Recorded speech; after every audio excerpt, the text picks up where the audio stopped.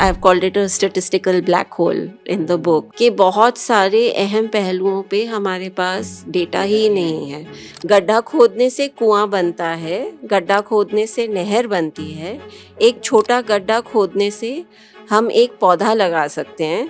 What made you choose to talk about these themes as an individual, as a person, जब आप अपनी academic journey को pursue कर रही थी?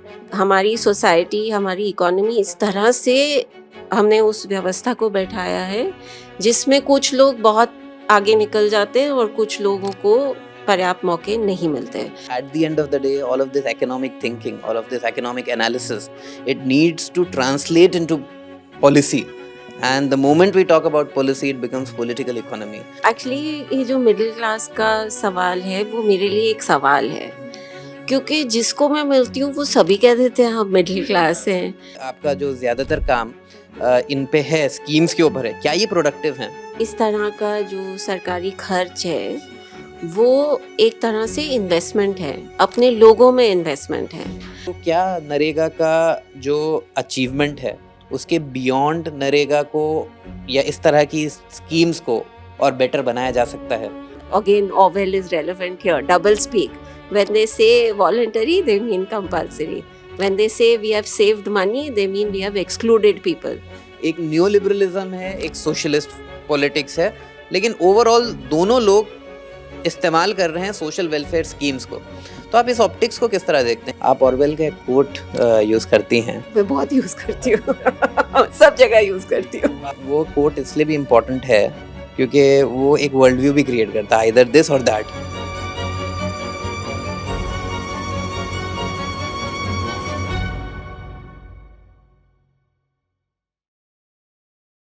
आज के पॉडकास्ट में हमारे साथ जुड़ी हैं प्रोफेसर रितिका खेड़ा, जो एक लीडिंग डेवलपमेंट इकोनॉमिस्ट और आईआईटी दिल्ली में प्रोफेसर हैं। प्रोफेसर खेड़ा से हम भारत में बढ़ती आर्थिक असमानता के बारे में बात करेंगे और हाल ही में आई उनकी नई किताब रेवड़ी या हक के जरिए हम उनसे ये समझने की कोशिश करेंगे कि सरकार की जो वेलफेयर स्कीम्स हैं, जैसे नरेगा, राशन व्यवस्था और आधार से जुड़ी योजनाएं, क्या ये सच में बस फ्री की रेवड़ी हैं या लोगों का हक है? डॉक्टर खेड़ा, आपका नाउस के पॉडकास्ट में खैर मकदम है, वेलकम है।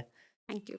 आपके वर्क को जब मैं देख रहा था, हमारे रिसर्चर रिसर्च कर रहे थे, मैं पढ़ रहा था, तो एक जो लंबा ताल्लुक इकोनॉमिक्स से टूट गया था और बहुत ज़्यादा पॉलिटिकल और इस तरह की चीज़ों में ज़्यादा काम हो रहा था पिछले कई सालों से। तो I got the chance to revisit things और कहीं ना कहीं मुझे ये एहसास हो रहा था कि there is politics and then there is economics, but then there is also political economy. जब हम लोग पढ़ते थे तो जो हमारा फोकस होता था कि at the end of the day all of this economic thinking, all of this economic analysis, it needs to translate into policy, and the moment we talk about policy it becomes political economy. So I was excited कि आपसे बात होगी और समझने की कोशिश करेंगे कि जो मौजूदा हिंदुस्तान है वो आज़ादी के बाद से किन मरहलों से, किन डिफरेंट एपिसोड से of their economic, political economic journey गुजरा है और आज हम कहाँ पर हैं। तो सबसे पहला सवाल तो मेरा आपसे यही है डॉक्टर खेड़ा, आज हम कहाँ पर हैं in the context of Hindustan में जो गुर्बत है, इनइक्वालिटी है, क्या हालात हैं? हाँ, तो इनइक्वालिटी को लेके तो काफ़ी चिंता है और ये तो मैं पहली नहीं हूँ जो ये कह रही है। बहुत सारे अलग लोगों ने इस पर काम किया है और आप किसी भी लेंस से देख लो, चाहे इकोनॉमिक लेंस हो या पॉलिटिकल या सोशल लेंस हो, सब तरीके से ये बहुत साफ सामने बात आ रही है कि कुछ लोग बहुत तरक्की कर रहे हैं और बाकी जो लोग हैं वो धीरे-धीरे रेंगते-रेंगते बहुत ही धीमी गति पे उनकी ज़िंदगी में फ़र्क आ रहा है। 1-2 मैं उदाहरण दे सकती हूँ। तो इकोनॉमिक वाला तो मेरे ख़्याल से सभी जानते हैं कि टॉप 1% के हाथ में कितनी संपत्ति का कब्ज़ा है, उस तरह की चीज़ें बार-बार आती रहती हैं। लेकिन एक और है जो एक डेमोग्राफर हैं आशीष गुप्ता, उन्होंने काम किया है अपने साथियों के साथ। उन्होंने लाइफ एक्सपेक्टेंसी में कितना बदलाव आया है वो देखा है over a period of time, कि जब आप पैदा होते हैं तो आप कितने साल on average what is the expectation कि आप कितनी उम्र तक ज़िंदा रहेंगे। और उन्होंने अलग ग्रुप्स के लिए ये किया है, मुसलमान, दलित, आदिवासी एंड महिला और हुँ, हुँ, हुँ, पुरुष हुँ। दोनों का अलग है। और सबकी लाइफ एक्सपेक्टेंसी में सुधार हुआ है, मतलब वो लंबी हुई है, सबकी ज़िंदगी लंबी हुई है। लेकिन कुछ ग्रुप्स की ज़्यादा बड़ी है और कुछ ग्रुप्स में जो इम्प्रूवमेंट है वो कम हुआ है। और आप गेस कर सकते हैं कि किसकी बेहतर हुई है ज़्यादा और किसकी धीरे-धीरे बढ़ी है। तो आप जेंडर देख लीजिए, आप कास्ट देख लीजिए, आप रिलिजन देख लीजिए और इकोनॉमिक तो है ही। इन सभी दायरों में इनइक्वालिटी में काफ़ी एक चिंताजनक स्थिति उभर रही है। मैं समझना चाहूँगा कि आप एज़ एन इंडिविजुअल एक जर्नी के थ्रू आई हैं। आप थोड़ी देर पहले बता रही थी कि आपका एक पार्टीशन से भी ताल्लुकात है आपकी फैमिली के, इन द सेंस कि भई एक आना हुआ, वो एक कॉन्टेक्स्ट है। उसके अलावा आप गुजरात में भी रहीं, फिर आपकी फ़ील्ड सर्विस। तो थोड़ा-सा अगर आप हमें ये इनसाइट देंगी कि what made you choose to talk about these themes as an individual, as a person, जब आप अपनी एकेडमिक जर्नी को परस्यू कर रही थी? Why did you choose to be a development economist? काफ़ी हद तक तो एक एक्सीडेंट ही हुँ, था हुँ, एंड हुँ। आई थिंक काफ़ी लोगों के साथ ऐसे है हुँ। कि आप एक चीज़ करते हो और फिर कुछ हो जाता है हुँ, तो हुँ, हुँ। आप उसको पकड़ लेते हो। तो आई थिंक थोड़ा बहुत तो वो था ही हुँ। कि एक्चुअली मुझे इंग्लिश पढ़नी थी। अच्छा। उसके लिए मैंने स्कूल बदला। हुँ, हुँ, हुँ, स्टेट बोर्ड से सेंट्रल बोर्ड गई कि मैं हुँ, दिल्ली आके इंग्लिश पढ़ूंगी और हुँ। वो जो नया स्कूल था उसमें इंग्लिश टीचर खराब थी, अच्छा, इकोनॉमिक्स टीचर बहुत अच्छी अच्छी थी। थी। तो फिर मैंने सोचा कि यही ठीक है। हुँ, हुँ। और बाद में फिर एमए के बाद मुझे जब एमए हो गई तो जो आपका एमए कहाँ से था? दिल्ली स्कूल ऑफ इकोनॉमिक्स से। डीएसई से? हाँ, जी।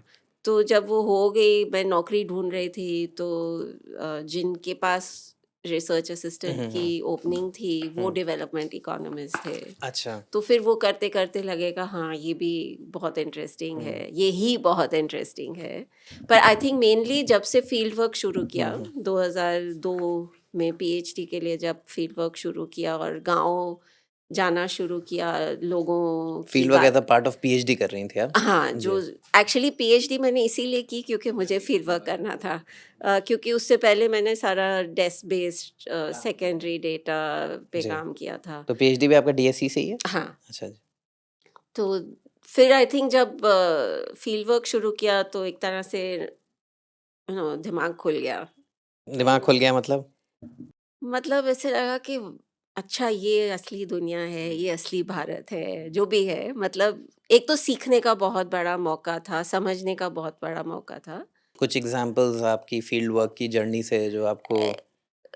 नहीं, it's not just one particular hmm, instance. It's hmm, just a cumulative kind hmm. of process. क्या डिफरेंस लगा आपको अपनी लाइफ़स्टाइल से, और जब आपने फील्ड वर्क, और कहाँ किया आपने फील्ड वर्क? आपके जो रीजन्स थे वो क्या हाँ, थे? तो जो पीएचडी का काम था वो सारा राजस्थान में था। अच्छा, जी। अकाल पे था। हुँ, हुँ। तब 2002-3 में काफ़ी बुरा अकाल पड़ा था और जी। मैं ये देखने की कोशिश कर रही थी कि अकाल में सरकार की जो के हस्तक्षेप जो होते हैं हुँ, वो किस हद तक लोगों की मदद करते हैं हुँ, हुँ, भूखमरी से बचाने में या उनको कोप हुँ, जो हुँ, बाकी जो दिक्कतें होती हैं हुँ, उससे हुँ, कोप करने में। हुँ, तो वो पूरा राजस्थान में काम था। हुँ, आई थिंक मुझे मेरे लिए I guess the main this thing was कि जो ज़मीनी स्थिति मुझे दिख रही थी और जिस तरह उसकी बात अखबारों में होती है या शहरों में होती है, मेरे फैमिली में होती है, मेरे दोस्तों के बीच में होती है, उन उन दोनों दुनिया में बहुत फ़र्क था। तो इसलिए मुझे लगा कि like what is going on here. और फिर ऑब्वियसली दूसरे राज्यों में जाकर बहुत अलग तरह का रहन-सहन है, उनकी हकीकत बहुत अलग है राजस्थान के लोगों से। तो फिर समझ आने लगी कि एक्चुअली गाँव में और फील्ड वर्क करने से नॉट नेसेसरीली ग्रामीण एरिया में, शहरों में भी I am sure it's true, मेरा काम सारा मोस्टली ग्रामीण इलाकों में है, कि वो एक सीखने का बहुत बड़ा मौका है और मुझे ऐसे लगता है कि किताबों से ज़्यादा मुझे फील्ड वर्क में फील्ड में आप बहुत सीखती हूँ मैं, so hmm, that's why I got interested. जी। तो आपकी जो थॉट है और राइटिंग्स में है, उसका रिफ्लेक्शन राइट बेस्ड अप्रोच में दिखता है। कॉन्स्टिट्यूशनली स्पीकिंग वो अप्रोच क्या है? आप उसके सिद्धांत क्या हैं? और आप उसको किस तरह से समझती हैं कि वो ज़रूरी है इस एंगल से वेलफेयर को देखा जाए? हाँ, तो प्रिएम्बल में ही है ना कि the so justice, economic, social, political and for all. तो एक तो वो प्रिएम्बल का बहुत अहम पहलू है ये सब सरकारी इंटरवेंशन समझने के लिए। और फिर डायरेक्टिव प्रिंसिपल्स में भी जैसे न्यूट्रिशन और हेल्थ की बात की गई है, काम के हक के बारे में भी है, पर वो डायरेक्टिव प्रिंसिपल्स में डाल दिया गया था। पर एक वो फ्रेमवर्क और रोड मैप तो दे ही रहा है कि सरकार की क्या जिम्मेदारी है, क्या रिस्पॉन्सिबिलिटी है। और उसी से जो मतलब जो इस किताब में बेसिकली ये किताब जो हमने पिछले 20-25 साल में 6-8 स्कीम्स पे काफ़ी रिसर्च की है, उस सब को हम एक मतलब एक कोशिश है कि हम उसे इंडिविजुअल स्कीम्स ना समझें, लेकिन एक ढांचे के एक रूप में पैराडाइम हाँ, समझें। नहीं, जी। और एक ढांचा है, एक हुँ, वेलफेयर स्ट्रक्चर हुँ, है, हुँ, हुँ, जन्म से लेके मृत्यु तक। हुँ, जैसे इंग्लिश में जो ब्रिटिश वेलफेयर स्टेट है, क्रेडल टू ग्रेव, कि आप पैदा होते हैं तो आपके लिए किस तरह का समर्थन सरकार की तरफ से उपलब्ध होना चाहिए या क्या उनकी जिम्मेदारी है। फिर जब स्कूली बच्चा है तो उसके लिए क्या-क्या है। जो बड़े लोग हैं और जिनके जीवन में अलग तरीकों की वजह अलग वजहों की अ, उनके मतलब या तो डिसेबिलिटी है या बुढ़ापा है या काम नहीं मिल रहा है, तो उस स्थिति में सरकार की क्या जिम्मेदारी हो रही है। तो आई थिंक इस किताब में जो इंडियन वेलफेयर आर्किटेक्चर एक तरह से है, उसे हम एक आर्किटेक्चर के रूप में समझें और पहचानें। और फिर एक सिंपैथेटिक व्यू है इस किताब में, क्योंकि और एक्चुअली बहुत सारा हमारा काम तो इनकी जो कमज़ोरियाँ हैं, उनको समझने पर है। हाँ, तो जैसे आप कोई भी चैप्टर पढ़ोगे उसमें भ्रष्टाचार के बारे में, उस स्कीम में, उस योजना में भ्रष्टाचार कितना है, कैसे होता है, वो सब भी भी आपने है। डिस्कस किया। जी। पर इसके बावजूद हम ये मतलब मेरा समझना है कि ये जो ढांचा है हुँ, वो बहुत अहम है। हुँ, वो संविधान के it's in line with hmm, hmm, the hmm, constitutional principles. और इन सब कमियों के बावजूद वो लोगों के लिए बहुत कर रहा है, हुँ, और वो जो कर रहा है उसको भी हम हुँ, देखें और समझें हुँ, कि जो नहीं कर रहा, जो कमियां हैं उसके बारे में हम हुँ, बहुत सुनते हैं, हुँ, हुँ, लेकिन जो उसकी सफलताएं हैं, हुँ, जहाँ जहाँ हैं उसकी सफलताएं, हुँ, वो भी ऐसे भी नहीं है कि सब जगह हुँ, हमेशा हैं, हुँ, लेकिन जहाँ हैं उससे हम सीखें, उनसे हुँ, समझें और फिर उसे एक हुँ, सिंपैथेटिक एम्पैथेटिक व्यू व्यू लेके लेकर जी। हुँ, बाकी जगह में उसको सुधारने की, जी। उस लेवल तक हुँ, लाने की कोशिश करें। जी, क्योंकि आपने ये क्रेडल टू ग्रेव की बात करी और पिछले दिनों वक्फ अमेंडमेंट बिल आया हम्म, 2024 में, अभी उसका फिर से वो चल रहा है। उसमें बेसिकली जो मुस्लिम वर्ल्ड में हम्म, हिस्टोरिकली इस्लाम में एक जो कॉन्सेप्ट इमर्ज हुआ वेलफेयर स्टेट का, और उसमें एंडाउमेंट्स वक्फ के जो हम्म, एंडाउमेंट्स हैं as a principle of social welfare, तो उसमें हम लोगों ने एक अंडरस्टैंडिंग वर्क हिस्टोरिकल एपिसोड किया था। तो उसमें यही था कि भाई ऑटोमन एम्पायर के टाइम पे एक ऐसा वक्त गुजरा कि जो बच्चा पैदा होता था, जो हम्म, पढ़ता था, जो खाता था, पीता था, फिर जो नौकरी करता था, वो कहीं न कहीं वो जो वक्फ इंस्टीट्यूशंस हैं, हम्म, और जब तक वो ग्रेव में जाता था, तो वो भी उसी एंडाउमेंट्स जो स्टेट सपोर्टेड एंडाउमेंट्स भी थे और नॉन स्टेट सपोर्टेड एंडाउ जो आपने बोला राइट, एक ढाँचा था, हाँ, और वो किस तरह से एक तरीके से एक पूरी जो ये पॉपुलेशन है उसको सुविधा देता है। हाँ, तो दूसरा ये जो सवाल इससे रिलेटेड ये बन रहा है कि ये एक तरीके की फ़िक्र है जो आप बता रही हैं, एक तरह की सोच है, और वक़्फ़ के केस में भी मैंने देखा जो आपने बोला कि लोग बोलते हैं कि भई इसमें बहुत ज़्यादा करप्शन है, इसमें बहुत ज़्यादा ये है, और उस पर्टिकुलर पॉइंट को सामने रख के एक डिस्कोर्स तैयार किया जाता है कि why this should be abolished. Hmm, तो इसी तरह हम जब सोशल वेलफेयर स्कीम्स और पॉलिसीज़ की बात करते हैं, मौलाना आज़ाद नेशनल फाउंडेशन से मुस्लिम माइनॉरिटीज़ को और इसी तरह की दूसरी स्कीम्स हैं जो दूसरी कम्युनिटीज़ को स्कॉलरशिप्स देती थी, हुँ, और पिछले 5-7 साल में, 10 साल में वो स्कीम्स ऑलमोस्ट ज़ीरो पे चले गई, अब तो उसको ख़त्म कर दिया गया। इस डिस्कोर्स को आप किस तरह देखती हैं? जो आप अपने बुक में बार-बार उसको वाज़े तौर से सामने लाती हैं कि भई देयर इज़ दिस डिस्कोर्स, जो एलीट डिस्कोर्स भी है, कॉर्पोरेट डिस्कोर्स भी है, जो स्टेट भी जिसको पूरी तरह से इस्तेमाल करता है, हुँ, कि वेलफेयर के बारे में जब भी आज की डेट में बात हो रही है, तो एक नेगेटिव बात हो रही है, हुँ, पॉज़िटिव नहीं हो रही है। हुँ। हुँ, तो ऑब्वियसली मेरे नज़रिए में ये बहुत प्रॉब्लमैटिक जी। है।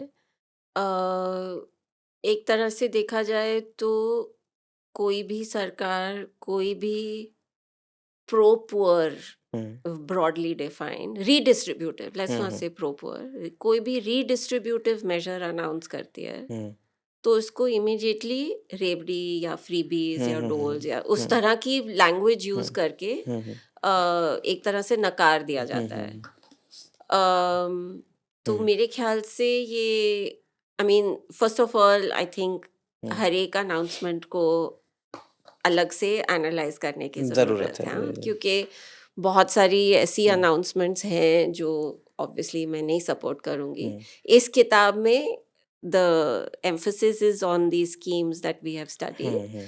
जो हमें लगता है कि बिल्कुल लोगों का हक है।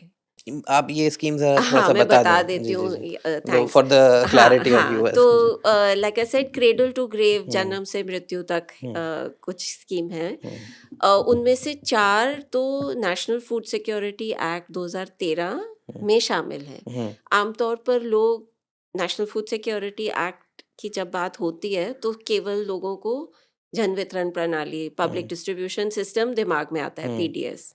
पर एक्चुअली फूड सिक्योरिटी एक्ट में इसके अलावा 3 स्कीम्स हैं, हुँ, 2 बच्चों के लिए है। हुँ, एक तो आंगनवाड़ियाँ जो हुँ, हैं, हुँ, हुँ, इंटीग्रेटेड चाइल्ड हुँ, डेवलपमेंट सर्विसेज स्कीम, हुँ, और दूसरी है मिड डे हुँ, मील स्कीम, जो हुँ। स्कूल में सरकारी और गवर्नमेंट असिस्टेड स्कूल्स में लोगों बच्चों को मध्याह्न भोजन, mid day meal mid day मिलता है। मील्स जो देते हैं। और चौथी जो स्कीम है वो बहुत इम्पोर्टेंट इसलिए है हुँ, क्योंकि जो बाकी 3 स्कीम्स थी वो पहले भी चल रही हुँ, थी। हुँ, हुँ, उनको सिर्फ फूड सिक्योरिटी एक्ट में एक लीगल जामा पहना दिया हुँ, गया। हुँ, हुँ, जो चौथी है वो स्कीम बहुत छोटे पैमाने पे हुँ, चल रही थी, ना के बराबर हुँ, थी, जिसका नाम अब है हुँ। प्रधानमंत्री मातृ वंदना योजना। अच्छा, जी। तो वो योजना बेसिकली महिलाओं के मातृत्व लाभ को हुँ, रिकॉग्नाइज करती हैं, हुँ, that whenever a woman is pregnant she is entitled to maternity benefits. Benefits जी। अब इंटरनेशनली जो आईएलओ का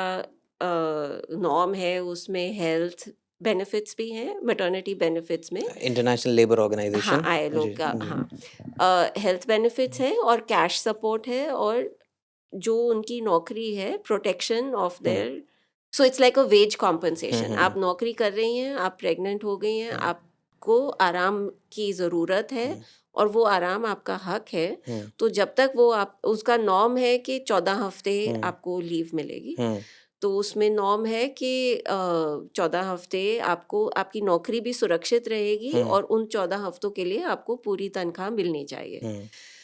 इंडिया में मेरे जैसी महिलाओं के लिए वो है। 14 हफ्ते इज़ लाइक 3 to 4 मंथ्स? हाँ, पर हुँ। हमारे लिए, मेरे जैसी महिलाओं के लिए 26 हफ्ते है। हाँ, मैं वही सोच रहा था क्योंकि हाँ, अभी हाँ, भी जो हमारा जी, जी। मैटरनिटी बेनिफिट्स जी, एक्ट जो जी। अभी 2017 में अमेंड हुआ, लेकिन जो जी, 1960s से है, जी, उसमें 26 हफ्ते का अब हो गया है जी। प्रोविज़न। लेकिन मेरे जैसी नौकरीशुदा महिलाएँ हुँ, 5% भी 6% नहीं से है। ज़्यादा जी, नहीं हैं। जी, जी। ज़्यादातर महिलाएँ हुँ, असंगठित क्षेत्र में, हुँ, अनऑर्गनाइज़्ड सेक्टर में काम कर रही हैं। हुँ, तो उनके लिए 2013 तक खाद्य हुँ, सुरक्षा कानून में जब ये हुँ, प्रावधान जोड़ा गया, हुँ, हुँ। तब तक उनके लिए, तब तक कोई कुछ नहीं था। जी। तो इसलिए मैं कह रही हूँ कि वो हुँ, सबसे अहम है। तो हुँ, ये हो गई 4 हुँ। योजनाएँ, सॉरी ये थोड़ा नहीं, लंबा, नहीं, हाँ। ज़रूरी है ये। जी, जी। और फिर इसके अलावा नरेगा है, हुँ, जो राष्ट्रीय हुँ, ग्रामीण रोज़गार गारंटी कानून है। वो लोगों के काम के हक को हुँ, पहचानता हुँ, है, हुँ, मतलब उसको रिकॉग्नाइज़ हुँ, करता है। अम इसके अलावा एक है सोशल सिक्योरिटी पेंशन्स। हुँ, ये भी बहुत दिलचस्प है हुँ, मेरे अनुसार, क्योंकि पेंशन जब हम बात करते हैं तो लोगों के दिमाग में सरकारी जो अगेन मेरे जैसे लोगों की सरकारी नौकरी है, उस तरह की पेंशन, हुँ, हम ओपीएस और NPS, old pension scheme, new pension scheme, इस डिबेट में उलझे उलझ जाते हैं, रहते जी। हैं। और वो अहम डिबेट है, हुँ, मैं ये वो भी इसकी हुँ, किताब में कुछ हद तक उस हुँ, पे मैंने थोड़ा-सा लिखा है।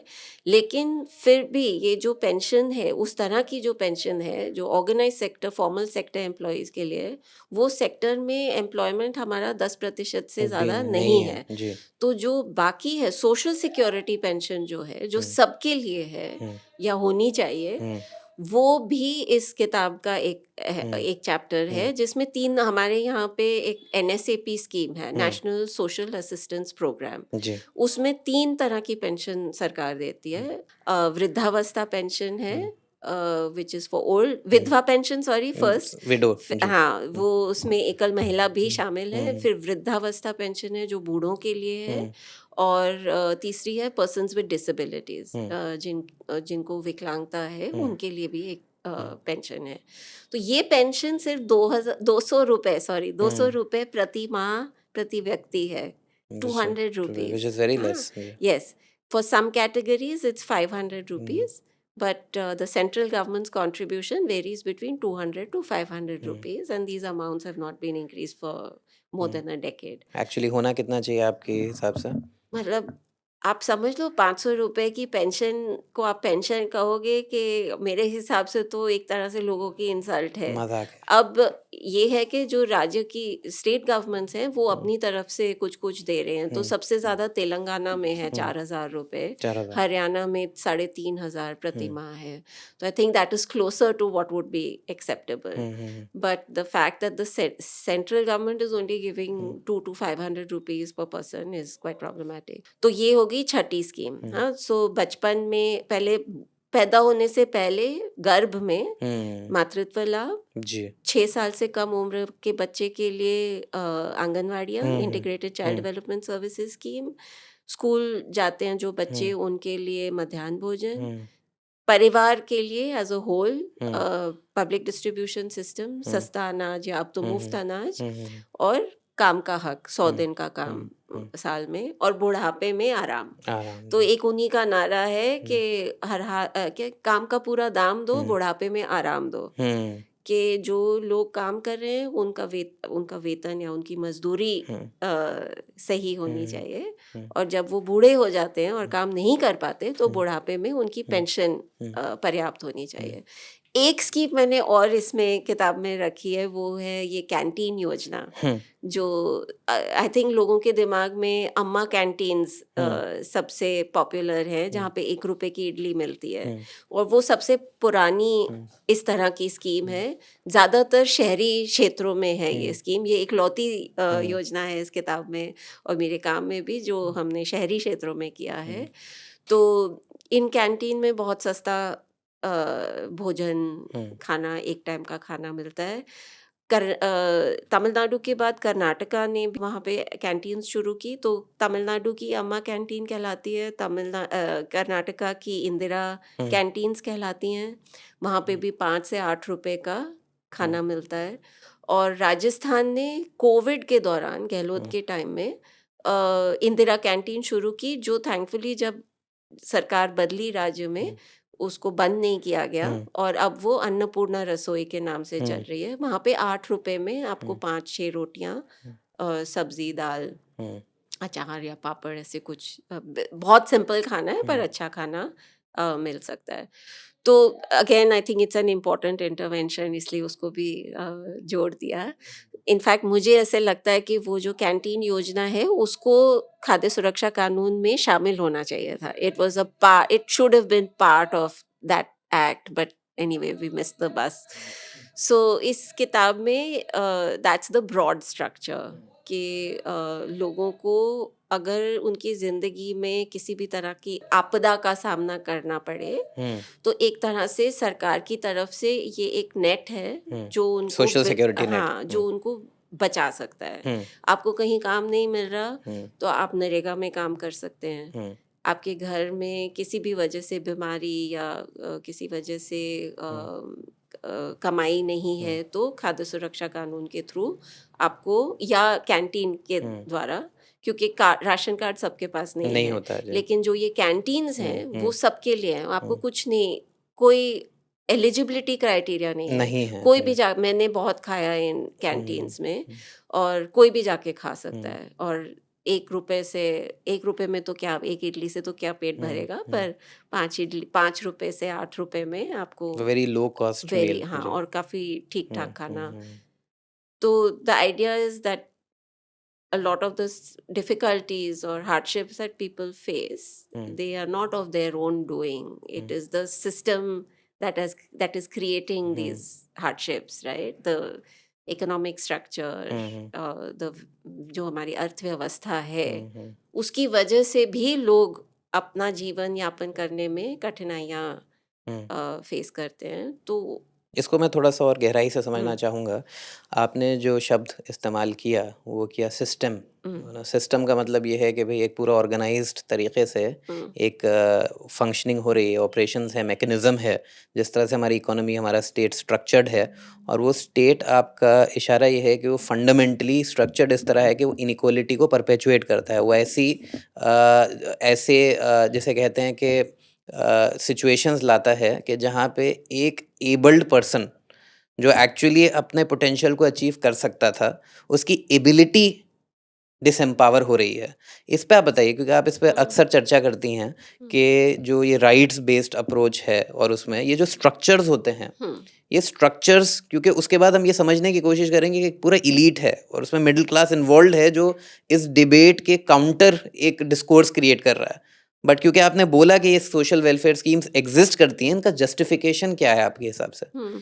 तो एक इट्स ट्रू कि कुछ हद तक मेरा इकोनॉमिक स्ट्रक्चर की तरफ भी इशारा है, हम्म, और उसमें आप नरेगा जैसी लेबर मार्केट इंटरवेंशन को हम्म, देख सकते हैं हम्म, कि लेबर सरप्लस इकोनॉमी है, हम्म, और उसकी वजह से कुछ हद तक मजदूरों की जो मजदूरी है वो जी बहुत जी जी कम है। जी। हाँ, तो उसमें अगर आप नरेगा जैसा इंटरवेंशन हम्म, लेके आते हैं, तो हम्म, उम्मीद ये थी हम्म, कि वो लेबर मार्केट को थोड़ा टाइट करेगा, हम्म, क्योंकि वो रोजगार के अवसर, नए अवसर हम्म, पैदा करेगा। हम्म, तो जो ग्रामीण मजदूर है हम्म, उसके लिए एक विकल्प हो जाता है हम्म, कि आज अगर मेरे दरवाजे पे हम्म, कोई जमींदार खटखटा रहा है और हम्म, मुझे कह रहा है कि हम्म, एक दिन आके कटाई कर दो, हम्म, और नरेगा का हम्म, काम भी चल हम्म, रहा है, हम्म, उपलब्ध है गांव हम्म, में, तो मैं नेगोशिएट कर सकती हूँ, बार्गेन कर सकती हूँ हम्म, कि भाई तुम मुझे थोड़े और पैसे दो, हम्म, तब मैं आऊंगी, हम्म, वरना मैं नरेगा में कर लेती हूँ। हम्म, हाँ, तो इससे ये उम्मीद है कि जो लेबर मार्केट एक्सप्लॉयटेशन है हम्म, मजदूरों का हम्म, देश में, उसका एक ये काउंटर हो सकता है। तो वो that is one kind of structural hmm, problem that hmm, exist where these schemes can play a hmm, role. But सब इस तरह की स्ट्रक्चरल इश्यूज नहीं है, कुछ ऐसी भी इंटरवेंशंस हैं, जैसे अगर गर्भवती महिला है, हम्म, या अगर कोई विकलांग है, हम्म, अगर बुढ़ापा है, हम्म। तो it's not so much the structure, या it is something we will, it is it's something uh we will, natural हाँ, consequence you, of we life will all, जी। या it's a life cycle hmm, thing, hmm, and that the state should provide hmm, even for those hmm, phases of hmm, your life where you may be hmm. unable to लेकिन अगर इसको manage. इस तरह देखा जाए कि जब आप यंग थे और Hmm. आपको अपॉर्चुनिटी आपसे छीनी गई, तो उस अपॉर्चुनिटी होने की वजह से आप अपने, अगर उसी सिस्टम में जो आप बोल रहे हैं कि भाई Hmm. प्राइवेटाइज्ड सिस्टम है Hmm. और इक्वल अपॉर्चुनिटी ना होने की वजह से, क्योंकि फिलोसॉफिकली स्पीकिंग इवन कैपिटलिज्म ये बोलता है कि भाई फ्री हैंड इकोनॉमी है, Hmm. You know, we theoretically speaking we are giving you equality of opportunity. Hmm. वो पावर और स्ट्रक्चर्स को आइडेंटिफाई नहीं कर रहा है। तो उस कॉन्टेक्स्ट में अगर मुझे अपॉर्चुनिटी नहीं दी गई या मुझे नहीं मिली, इवन दो मेरी एबिलिटी थी, तो कहीं ना कहीं मुझे डिसेबल किया गया।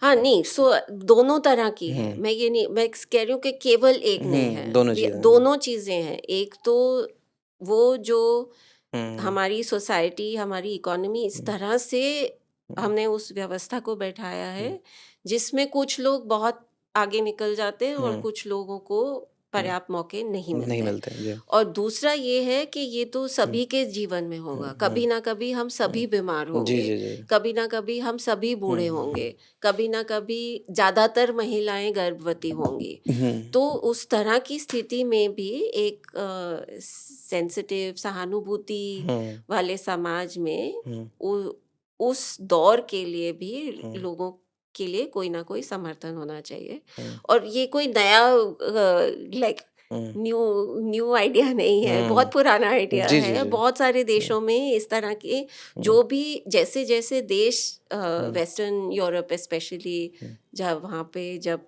तरक्की हुई तो उन्होंने भी इस तरह के सारे हुँ, सिस्टम्स बनाए। हुँ, अब वहाँ पे भी थोड़े बहुत कमज़ोर हैं, लेकिन कमज़ोर होने के बावजूद भी वहाँ पे कुछ चीज़ें नॉन नेगोशिएबल हुँ, हैं। मिनिमम वेजेस फ्रांस में बहुत सीरियसली लिया जाता है। हुँ, यहाँ हुँ, पे है तो सही मिनिमम वेज लॉ, बट पर वो नहीं है। या इट जी। Doesn't really matter on the ground. आप ऑरवेल का एक कोट यूज़ करती हैं, मैं बहुत यूज़ करती बहुत यूज़ करती हैं। हूँ सब जगह यूज़ जी, करती तो हूँ। वो आप यहाँ पे भी एक बार बताइए और उस कॉन्टेक्स्ट में, क्योंकि वो कोट इसलिए भी इम्पोर्टेंट है, क्योंकि वो एक वर्ल्ड व्यू भी क्रिएट करता है, आइदर हाँ, दिस और दैट। हाँ, वो क्या है और आप उसको उस कोट को क्यों इतना सीरियसली लेती हैं, उससे हाँ, आपके ज़हन में किस तरह का फ्रेमवर्क उभर कर आता है? हाँ, तो the quote is either we all live in a decent world और हुँ, नोबडी डज़। हुँ, तो मुझे ऐसा लगता है ये like it appeals to me hmm, personally, it appeals to me and hmm, hmm, it's a nice principle, hmm, it's a nice vision hmm, and it's हुँ। सटीक। जी। तो मुझे ऐसे आप जब ये यूज़ कर रही थी, आई रिमेंबर्ड रॉल्स का जो हाँ, एक थॉट एक्सपेरिमेंट है कि हाँ, अगर मुझे वेल ऑफ पैदा होने से इग्नोरेंस, पहले हाँ, हाँ, ये मौका दिया जाए कि मैं कहाँ पैदा हूँ, कि ऐसे वर्ल्ड में जो कंप्लीटली अनइक्वल है या ऐसे वर्ल्ड में जो इक्वल है, तो मेरा चॉइस क्या होगा? हाँ, तो उससे मैं उसको रिलेट कर पा रहा था। ये स्पेशली आपके काम में ये जो मिडल क्लास है, तो उसके साइकी के ऊपर आपने थोड़ा कोशिश करी है कि बात करें, कि इन द हाँ, sense that even though it is at the mid hmm, way between what could be qualified as an elite, but आप ये भी बोलती हैं कि खैर वो 20-30% में आ रहे हैं तो they qualify as elite themselves. तो उनके इंटरेस्ट, हालांकि वो भी देखते हैं अपनी ज़िंदगियों में, मतलब मैं अपने आप को भी मिडिल क्लास मानूँगा, मतलब आप भी मिडिल क्लास होंगी, लेकिन हम आप पता नहीं कि हाँ, ठीक है, मतलब उस कॉन्टेक्स्ट में अगर देखा जाए, तो उस हिसाब से तो मैं भी अपने आप को मिडिल क्लास नहीं बोलूँगा। लेकिन उसके बावजूद हम ज़िंदगी में बहुत सारे प्रॉब्लम्स देखते हैं हुँ, और हमारी भी वो होती है कई बार। आपकी तो खैर जॉब है, सरकारी जॉब है। मैंने देखा कि जब से ये हमने शुरू किया, और ये क्योंकि कम्युनिटी ओरिएंटेड होता है, इसमें कोई फंडिंग नहीं होती, इसमें वो नहीं होता, you actually go through very important, बहुत stark economic ups and down से आप जाते हैं, आप इंडेटेड भी हो जाते हैं, आपके पास कई बार सरप्लस भी होता है। तो आपको एक विंडो ऑफ अपॉर्चुनिटी मिलती है ये देखने के लिए कि किसी की डेली लाइफ अगर ऐसी हो, और आपको समझ आए कि क्योंकि आप एक्टिविज्म कर रहे हैं, आप जान रहे हैं कि स्ट्रक्चर्स खिलाफ भी होते हैं, वो एक ऑर्गेनाइज्ड वे में एलीट्स, हुँ, जो भी एलीट हो, दुनिया में अलग अलग तरह के एलीट हैं और हो सकते हैं। तो उस कॉन्टेक्स्ट में ये जो ओवरऑल जो मिडिल क्लास है, वो क्यों कंप्लीटली आज की डेट में अगर देखा जाए, पब्लिकली विजिबल में अगर देखा जाए और डिस्कोर्स में देखा जाए, उनका लॉजिक कहाँ से आता है कि भाई they are much more favourable towards you know new policies, आप उनको स्पेस दें, कॉरपोरेट्स को स्पेस दें, बनिस्बत इसके कि भाई इनकी भी ज़रूरत है, वेलफेयर पॉलिसीज़ की भी हुँ। ज़रूरत है। आपने क्या लिखा है उसके बारे में? हाँ, सो एक्चुअली ये जो मिडिल क्लास का सवाल है, वो मेरे लिए एक सवाल है। हुँ, क्योंकि जिसको मैं मिलती हूँ, वो सभी कह देते हैं हम मिडिल मिडल क्लास क्लास हैं, हैं। जी, जी। तो और वो बहुत अलग-अलग लोग हैं। मैं एक एग्ज़ाम्पल देती हूँ। तो मेरी ही कॉलीग हैं, उनसे एक दिन बात हो रही थी, कोविड के टाइम हुँ, की हुँ, बात है। बात हो रही थी तो उन्होंने उनकी छोटी डॉटर है, वो बहुत बड़े प्राइवेट स्कूल में जाती है, हुँ, जहाँ पे 1-2 लाख रुपए फीस है फ़ीस सेमेस्टर। है, ठीक है? पता नहीं साल की है हुँ, या सेमेस्टर की हुँ, है, पर बहुत फ़ीस है। हुँ, हुँ, हुँ, और उन्होंने कहा कि वो खुद जान रही हैं, जो मेरी कॉलीग है, कि वो उस स्कूल में बहुत अमीर बच्चों के अमीर लोगों के बच्चे बच्चे आते हैं पढ़ते पढ़ने। तो वो कह रही थी कि जब मैं वहाँ जाती हूँ अपनी डॉटर को लेने, तो वहाँ पे बहुत बड़ी-बड़ी गाड़ियाँ होती हैं, हुँ। हाँ, मर्सिडीज़, बीएमडब्ल्यू अमेठी की एटसेट्रा। तो बात नहीं कर रही हैं आप? नहीं, वो जो भी स्कूल है जी, उसको जी। छोड़ दो। तो उन्होंने कहा वो खुद वहाँ पे ड्राइवर हुँ, और गाड़ी लेके जा रही हैं, हुँ, ठीक है?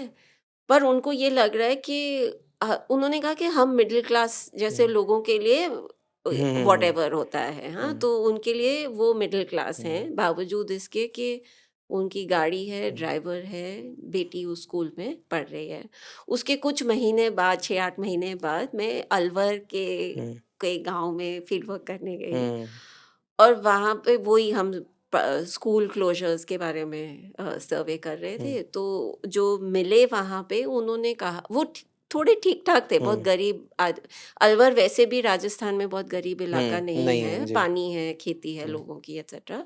तो वो जो मिले उन्होंने कहा कि मैं प्राइवेट स्कूल चलाता था, कोविड आया तो वो बंद कर दिया, पर खेती है। हुँ, और फिर कुछ बात हुई लॉकडाउन के बारे में, तो उन्होंने बोला मिडिल क्लास के लिए बहुत दिक्कत हो गई लॉकडाउन में। हुँ, तो मेरे कान खड़े हो गए क्योंकि उन्होंने भी मिडिल क्लास बोल दिया। हुँ, तो मैंने बोला आपके लिए मिडिल क्लास कौन है? हुँ, तो उन्होंने कहा मेरे लिए मिडिल क्लास वो है जो आज काम करेगा हुँ, तो शाम को रोटी के साथ सब्जी खा पाएगा। हुँ, काम हुँ, नहीं मिलने पर उसको रूखी रोटी हुँ, खानी पड़ेगी। हुँ, तो just this like hmm, this it's two anecdotes in the hmm, and, that's why I am saying मेरे लिए ये बड़ा सवाल हुँ, है।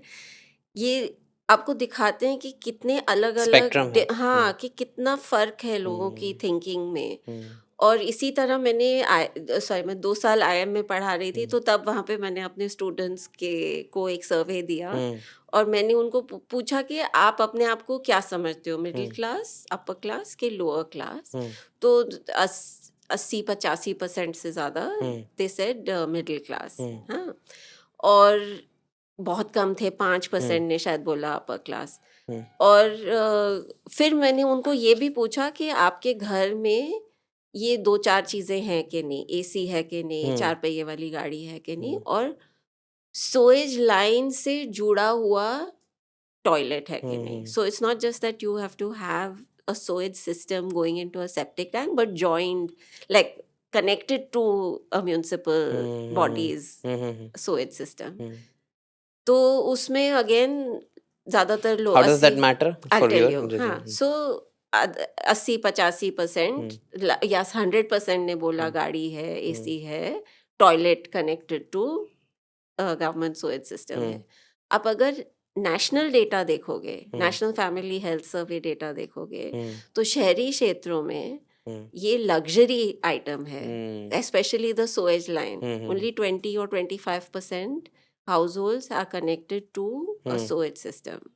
So for me, that's why I'm saying it's an hmm, anomaly, right? हुँ, कि how can you be in the top 25% hmm, that enjoys this luxury, हुँ, जिसके घर में सोएज लाइन से जुड़ा हुआ एक हुँ, टॉयलेट है, हुँ, पर फिर भी आप अपने आप को मिडिल हुँ, में हुँ, डालते हो। हुँ, और ये सो मे बी दूसरे सब्जेक्ट जैसे सोशियोलॉजी में या हुँ, साइकोलॉजी में भी मिडिल क्लास पे, क्योंकि हम तो अपने इकोनॉमिक लेंस से देख रहे हैं हुँ, ना, हुँ, हुँ, इनकम लेंस या वेल्थ या जो भी, हुँ, हुँ, हाँ। हुँ, पर maybe there are different other ways of thinking about middle class, हुँ, इसलिए हुँ, कह रही हूँ मेरे लिए एक सवाल है। हुँ, पर ये आई थिंक है कि काफ़ी लोग जो हुँ, इनकम डिस्ट्रीब्यूशन में हुँ, मिडिल में नहीं हुँ, हैं, मिडिल से ऊपर ही हुँ, हैं, हुँ, फिर भी वो अपने आप को हुँ, मिडिल समझते हैं। और मेरे ख्याल से वो, क्योंकि मीडिया का इसमें काफ़ी रोल भी हुँ, है, हुँ, क्योंकि मीडिया में आपको जो बॉटम 50% है हुँ, उसकी खबरें कम मिलेंगी। आगे जी। तो धीरे-धीरे ऐसे हो रहा है कि वो एग्ज़िस्ट ही नहीं करता। हुँ,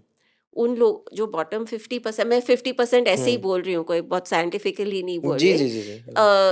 तो उन वो इनविजिबल भी हो हुँ, गए हैं और उनकी वैसे भी राजनैतिक हुँ, प्रक्रिया में पूछ बहुत कम है। हुँ, जो गरीब लोग हुँ, हैं उनको इलेक्शन के टाइम थोड़ा बहुत अटेंशन हुँ, मिल हुँ, जाती है, वो अलग बात है। एज़ अ पर नंबर। हुँ, हाँ, क्योंकि वोटर बेस काफ़ी हुँ, इम्पोर्टेंट है वो। हुँ, और वो अहम, आई एम ग्लैड कि कम हुँ, से कम 5 वो तो साल हो रहा में, है, हाँ, जी। मैं ये नहीं कह रही कि हुँ, उनकी वो भी पूछना हो। पर जितना जैसे हम डेमोक्रेसी अपने आप को मानते हैं और हुँ, हर एक का one person one vote hmm, hmm, and that idea that goes behind one person one vote, I think वो उस तरह की डेमोक्रेसी हुँ, अ, अभी हमारे लिए दूर है। काफ़ी दूर है। हाँ, जी।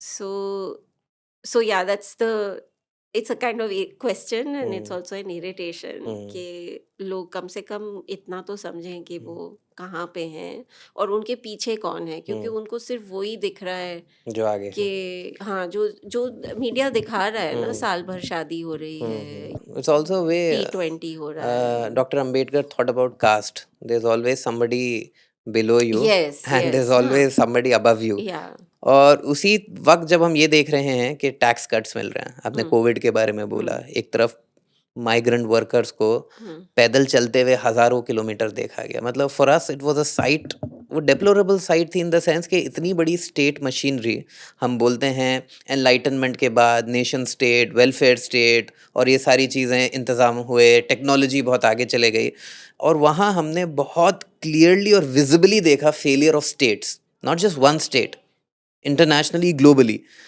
और उस वक्त 2008 में भी we saw this in US कि एक्चुअली हुँ, इनइक्वालिटी कम होनी चाहिए थी, हुँ, क्योंकि हम इतना विजिबली देख रहे थे कि उसका कॉन्सिक्वेंस क्या होता है, बट उल्टा होता हुँ, है। डिस्कोर्स भी अब उल्टी चल रही है हाँ, और इनइक्वालिटी बढ़ रही है। हाँ। इस फिनोमिनन को आपने कैसे देखा है और कैसे एनालाइज किया है? So actually in history I would say कि एक ऐसा मौका था जब इतनी बड़ी क्राइसिस में से कुछ अच्छी चीज़ निकली। हम्म, तो जैसे सेकेंड वर्ल्ड वॉर के बाद हम्म, सारी ये वेस्टर्न यूरोप की इकोनॉमीज में वेलफेयर स्टेट की स्थापना हुई हम्म, ना, जब लेबर मूवमेंट भी हम्म, स्ट्रांग हुए हम्म, और लेबर पार्टीज वहाँ की हम्म, स्ट्रांग हुई, हम्म, और उसके बाद वहाँ पे, क्योंकि उससे पहले तो वो डिकेंसियन नॉवेल्स वाला जी जी जी, पूरा माहौल हम्म, था, उन देशों में भी हम्म, काफ़ी हम्म, मतलब दिक्कतें हम्म, थीं और इनइक्वालिटी भी थी। हम्म, और फिर वो वेलफेयर स्टेट के आने में ऑब्वियसली लेबर मूवमेंट इम्पोर्टेंट था, हम्म, लेकिन कुछ हद तक ये भी था कि उस तरह का क्राइसिस जब होता है, वर्ल्ड वॉर हम्म, जैसे इंग्लैंड में, एक समझ बनी कुछ हद तक कि जब बॉम्ब गिरेंगे तो वो ये नहीं देखेंगे कि गरीब है कि अमीर है, अमीर है वो जो, सब पे गिर सकते हैं। हम्म, तो एक आई थिंक एक तरह से वहाँ कंसेंसस बनाने में थोड़ी सी मदद मिली, और उससे फिर वहाँ का द वॉर, नेशनल हेल्थ, हाँ, जी, कि वहाँ का नेशनल हेल्थ हुँ, सर्विस, वो हुँ, भी आसान नहीं था, ऐसे नहीं था हुँ, कि सबने बोला हाँ हुँ, हाँ हुँ, हेल्थ सर्विस हुँ, इट होनी वेंट चाहिए। थ्रू इट्स ओन या like debates and discussions Bevan and had to work very hard, हुँ, क्योंकि सब प्राइवेट डॉक्टर्स थे वहाँ पे, हुँ, और हुँ, उनके साथ नेगोशिएट करने हुँ, में हुँ, कि अब आपकी प्राइवेट प्रैक्टिस नहीं होगी और हुँ, आप सरकारी मुलाजिम की तरह हो जी, जी, जाओगे, जी, वो आसान नहीं था। हुँ, लेकिन फिर भी एक छोटा सा एक विंडो ऑफ अपॉर्चुनिटी मिली, हुँ, हुँ, जो वो वहाँ पे उसको they were able to grab it, hmm, and not just in England, in other states, in countries as well. तो मुझे say maybe I am just naive and foolish, मुझे ऐसे लग रहा था कि कोविड में मुझे पहली बार ऐसे लगा कि ये मिडिल क्लास जो अपने आप को मानता है, उनको फाइनली समझ आने लगी कि बहुत ऐसे लोग हैं जो 10 दिन उनको काम नहीं मिला तो सड़क पे बिल्कुल उतर आएंगे, और हुँ, उनकी हालत नहीं है, 10 दिन की भी स्टेइंग कैपेसिटी नहीं हुँ, है। And I felt at that time कि थोड़ा सा लोगों को समझ आने लगी कि हम किस तरह की दुनिया में, हुँ, देश में हुँ, रह मुझे रहे भी उस हैं। टाइम पे ऐसा ही फ़ील हुआ था कि हाँ, ऐज़ इफ कि ये मोमेंट है। हाँ, जी, तो बट ऑब्वियसली पॉलिटिकल सर्कमस्टांसेस ऐसे नहीं हुँ, हैं या नहीं थे उस हुँ, टाइम कि हम उसको कैपिटलाइज कर हुँ, सकें। हुँ, लेबर मूवमेंट या बहुत उस तरह लो का पे था सिविल, अपना। हाँ, हुँ, कुछ नहीं है, हुँ, हुँ, किसी भी तरह का हुँ, people's hmm, pressure group hmm, movement हुँ, नहीं होने की वजह हुँ, से, I mean that opportunity is hmm, lost, और उल्टा, हुँ, like you said, hmm, in fact जो corporate hmm, hmm, groups, lobbies थी, उन्होंने कहा कि आप हमें सॉप्स नहीं दोगे तो हमको हुँ, ले ऑफ करना पड़ेगा। हुँ, और उसी साल में अगर ब्लैकमेल, आप, हाँ, और आप, दे वर laying and they lay off did हो ले भी रहा ऑफ, है। दे डिड ले ऑफ जी, पीपल। लेकिन कट्स भी ले रहे हैं। हाँ, वो भी ले रहे थे, हुँ, और अगर आप उस टाइम में पे रेशियो देखेंगे, हुँ, जो सो हुँ, दिस इज अनदर थिंग कि हुँ, जो लिस्टेड, पब्लिकली लिस्टेड कंपनीज हैं, वो हुँ, कंपनीज एक्ट 2013 के तहत हुँ, उनको ना ये डिक्लेयर करना होता है अब उनके एनुअल रिपोर्ट्स में हुँ, कि उनका top paid employee, CEO type जो हुँ, भी है, उसकी तनख्वाह हुँ, और जो मीडियन एम्प्लॉई है हुँ, उनकी मीडियन तनख्वाह, हुँ, रादर एम्प्लॉइज की मीडियन हुँ, सैलरी क्या हुँ, है, एवरेज समझ लो। हुँ, और अगर आप उस मीडियन हुँ, और टॉप पेड का रेशियो लोगे हुँ, तो इट वाज लाइक 800, हुँ, हाँ, 1:800 हुँ, मीडियन से हुँ, हीरो हीरो का। हुँ, मैंने ये 3-4 साल, मतलब आई थिंक 2021 का हुँ, डेटा था। हुँ, तो इतना रेशियो है, हुँ, हाँ, कि मीडियन से हुँ, आपकी सैलरी हुँ, 800 गुना, ज़्यादा है। हाँ, हुँ, ज़्यादा है। So basically they were saying कि हम अपनी सैलरी को नहीं छूना चाहते, हुँ, और अगर आप चाहते हैं कि लोगों की नौकरियां रहें तो you have to give us. Money. So it was, I mean basically वो हावी हो गए हुँ, सरकार पे। ठीक है, सरकार ने उस टाइम में थोड़ा नरेगा के लिए एक्स्ट्रा बजट हुँ, मुहैया करवा दिया। हुँ, पीडीएस में दुगना कर दिया हुँ, राशन। कोविड के टाइम में हुँ, ही हुआ, बिकॉज जो खाद्य सुरक्षा कानून है उसमें 5 किलो प्रति हुँ, व्यक्ति प्रति माह का प्रावधान है, हुँ, और कोविड के समय में उसको 10 किलोज कर दिया हुँ, गया। और जो एक्स्ट्रा 5 किलो था वो मुफ्त में, हुँ, वैसे भी लोग 1, 2 या 3 रुपए दे रहे थे, हुँ, तो वो जो हुँ, एक्स्ट्रा था वो फ्री हुँ, में मिलने लग गया। अब वो डबल तो खत्म हो गया है, जो अब वापस लोगों वापस को आए। 5 ही किलो मिल रहा हुँ, है, पर लोगों के लिए ये बस इतने दो मेन हुँ, वो थे। रिलीफ जी, जी। मेजर्स थे कि आपको दुगना हुँ, अनाज मिल जाएगा हुँ, प्रति व्यक्ति, हुँ, और नरेगा में थोड़ी सी हुँ, अपॉर्चुनिटीज बढ़ गई। तो उस साल में आप बुक में भी देखोगे तो हुँ, दिखता है कि एवरेज डेज काफी ज्यादा थे compare to hmm. Just the years before it. बल्कि उस टाइम पे we also came up with a report 70 page report COVID की जो इनके जो वो थे गवर्नमेंट ने जो प्लान्स किए थे सोशल वेलफेयर ताकि लोगों को अब वो किया क्राइसिस से बाहर लाए 2 हाँ, पैकेज दिए थे हाँ। और जब हम उन पैकेज को कंपेयर कर रहे थे ग्लोबल पैकेजेस से जो स्पेशली वेस्ट वगैरह it was very minuscule. So I think internationally, like the governments, जो Western governments थी hmm, mostly, even America, hmm. it was around 5 to 10% of yes, GDP, yes, huh? Yes, Whereas yes. in India, it's between 1 and 2 1 and percent. 2% Yeah, जी, so it was quite less. जी। और उसमें भी कितना लोगों के लिए था, हुँ, लाइक आम लोगों के लिए था, हुँ। उसमें भी फिर इनइक्वालिटी टोटल तो 1 या 2% है, जी। पर ये नहीं कि वो सारा ही गरीब लोगों तक जा रहा जा है। रहा था, हाँ, उसकी भी एक अपनी हाँ, हाँ, पॉलिटिक्स है। जी। राइट। तो ये जो फ्रीबीज़ और वेलफेयर का डिबेट है, हम ये देख रहे हैं कि जो मिडल क्लास जो सपोज़िटली शुड हैव बीन आवर क्या मतलब मैं हम तो और आप हम्म, खुद एक तरीके से उससे डिफरेंट उसमें आ रहे हैं। बट जो गरीब हैं, जो बहुत ज़्यादा मार्जिनलाइज़्ड हैं, उनके सहारा होना चाहिए था, नहीं है।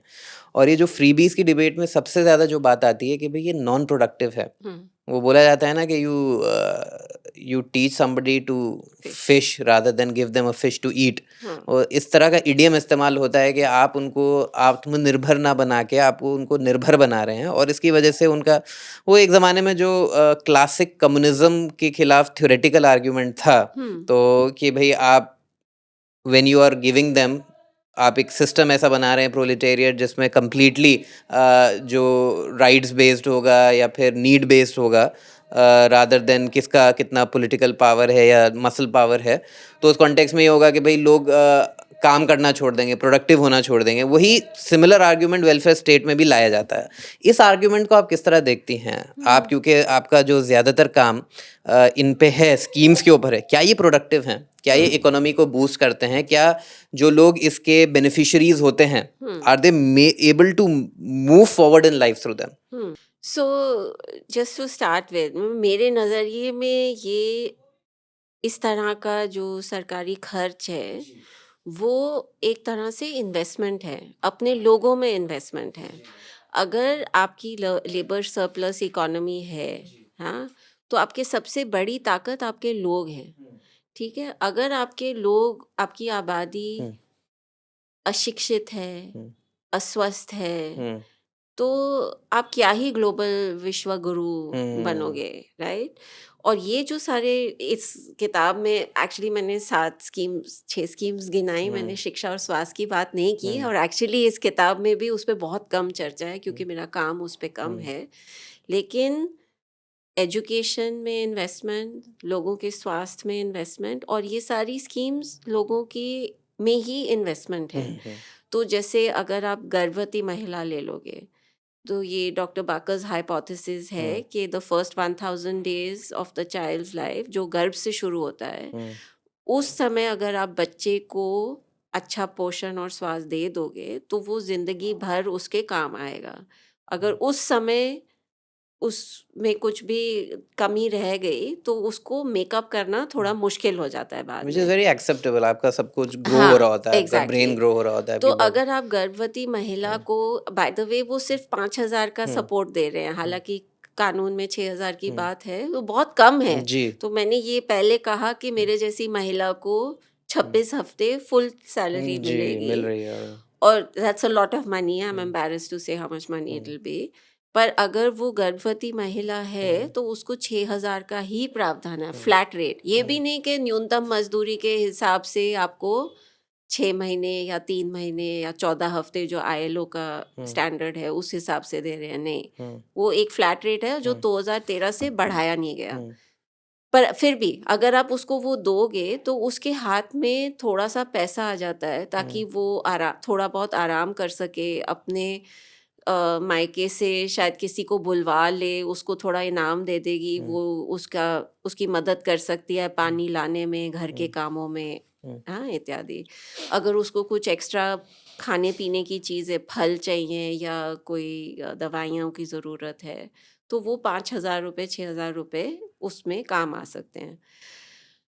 इसी तरह तो इन अ सेंस आप, that's why I'm saying कि it's an investment in the child and in the mother also, protecting both the mother and the child. Anganwadi में भी क्या होता है, आंगनवाड़ी में छोटे बच्चे 3 से 6 साल के बच्चे जाते हैं रोज, उनको जाना चाहिए रोज, और वहाँ पे उनको कुछ ना कुछ खाने पीने के लिए मिलता है, और साथ ही वहाँ पे खेल कूद, पढ़ाई, लेटर ABCD, 2-4 गाने, इस तरह की चीज़ें, coordination, I and hand coordination ना, तो जैसे कलरिंग करवा दी, उस तरह के बेसिक स्किल्स डेवलप करते हैं, and it helps the child prepare for school in many ways, not just acquiring these skills, पर ये भी कि जो 3 से 6 साल के बच्चे हैं या 3 से 5 साल के बच्चे हैं, उनको थोड़ी आदत पड़ती है बिना माँ के रहने रहने की, की, जी। बाकी बच्चों के साथ बैठने, इंडिपेंडेंट होता है। हाँ। और फिर वो स्कूल जाते हैं तो वो टीचर का काम थोड़ा आसान हो जाता जी, जी, है, जी। कि आपको खुद भी याद होगा, पता नहीं जब स्कूल के पहले दिन हाँ, कितना बहुत बच्चा, एंजाइटी, जी, जी, जी। हाँ। मुझे और 4th कुछ, क्लास का याद है, उस टाइम पे भी बहुत एंग्शियस था। हाँ, तो and there is research now which shows that children, जिन बच्चों ने आंगनवाड़ी अटेंड की, उनके बाद में पढ़ाई लिखाई में परिणाम अच्छे रहे। They are less socially awkward. हाँ, एंड ऑल्सो पढ़ाई, the result they were studying is the पढ़ाई जी, जी, लिखाई, जी। हाँ, वो सोशली ऑकवर्ड वाला को इकोनॉमिक फ्रेमवर्क में फ्रेम पढ़ना थोड़ा मुश्किल है, लेकिन ये देख सकते हो कि मैथ में क्या स्कोर आया, पढ़ लिख कितना, हाँ, ऑब्जेक्टिवली आप हाँ, रीड ये हाँ। सब कर सकते तो हैं, उस तरह की रिसर्च भी है जो दिखा रही है कि जिस बच्चे को अच्छी आंगनवाड़ी में जाने का मौका मिला या आंगनवाड़ी में जाने का मौका मिला, उसको बाद में पढ़ाई लिखाई में फायदा हुआ है। इसके अलावा अब तो बहुत सारे राज्यों में आंगनवाड़ी के द्वारा ही सारा इम्यूनाइजेशन हो रहा हो है। रहा है, जी। Not all states, some states, जैसे हिमाचल प्रदेश में ज़्यादातर महिलाएं सरकारी हॉस्पिटल या जो हेल्थ सिस्टम है उससे करवाती हैं, लेकिन बहुत सारे राज्यों में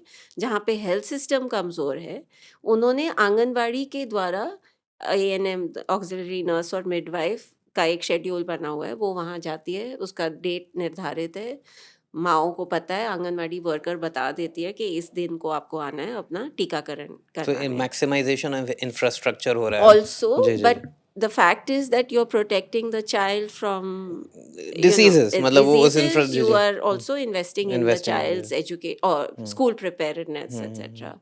उसी तरह से आप मध्याह्न भोजन को देख लो।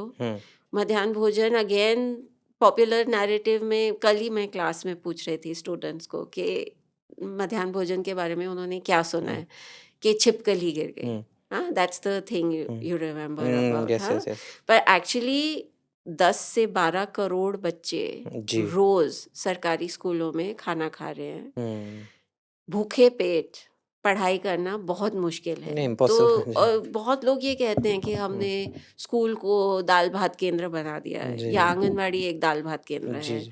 लेकिन एक बच्चा अगर भूखे पेट स्कूल में बैठा है, हुँ, क्लास में बैठा है, तो वो क्या ही पढ़ाई कर हुँ, लेगा या कर लेगी। हुँ, इसके अलावा और भी बहुत कुछ सीखते हैं। हुँ, खाने से पहले हाथ धोना, थाली धोना, हुँ, लाइन में खड़े होके खाना लेना, हुँ। या लाइन से बैठ के मैनरिज़म्स हाँ, हैं हाँ, जो सोशलाइज़ेशन, सोशलाइज़ेशन है। पब्लिक जी, हाइजीन, जी, हाँ, जी। ये सारा। और socialization also helping in breaking caste barriers, जी। क्योंकि एक सुप्रीम कोर्ट का भी आदेश है हुँ, कि जो कुक और हेल्पर हुँ, अपॉइंट होगी, उसमें दलित महिलाओं को, आदिवासी महिलाओं को प्राथमिकता हुँ, दी जानी चाहिए, हुँ, और विधवा महिलाओं को भी। हुँ, और बच्चे भी अलग-अलग जाति के हैं हुँ, स्कूल हुँ, में, तो हुँ, वो सब एक साथ मिल बैठ के खाना खाते हैं। हुँ, तो उनके दिमाग में ये जो है जातिवाद, एक छोटा-सा एक ये भी हुँ, हस्तक्षेप है जो हुँ, मेरे ख्याल।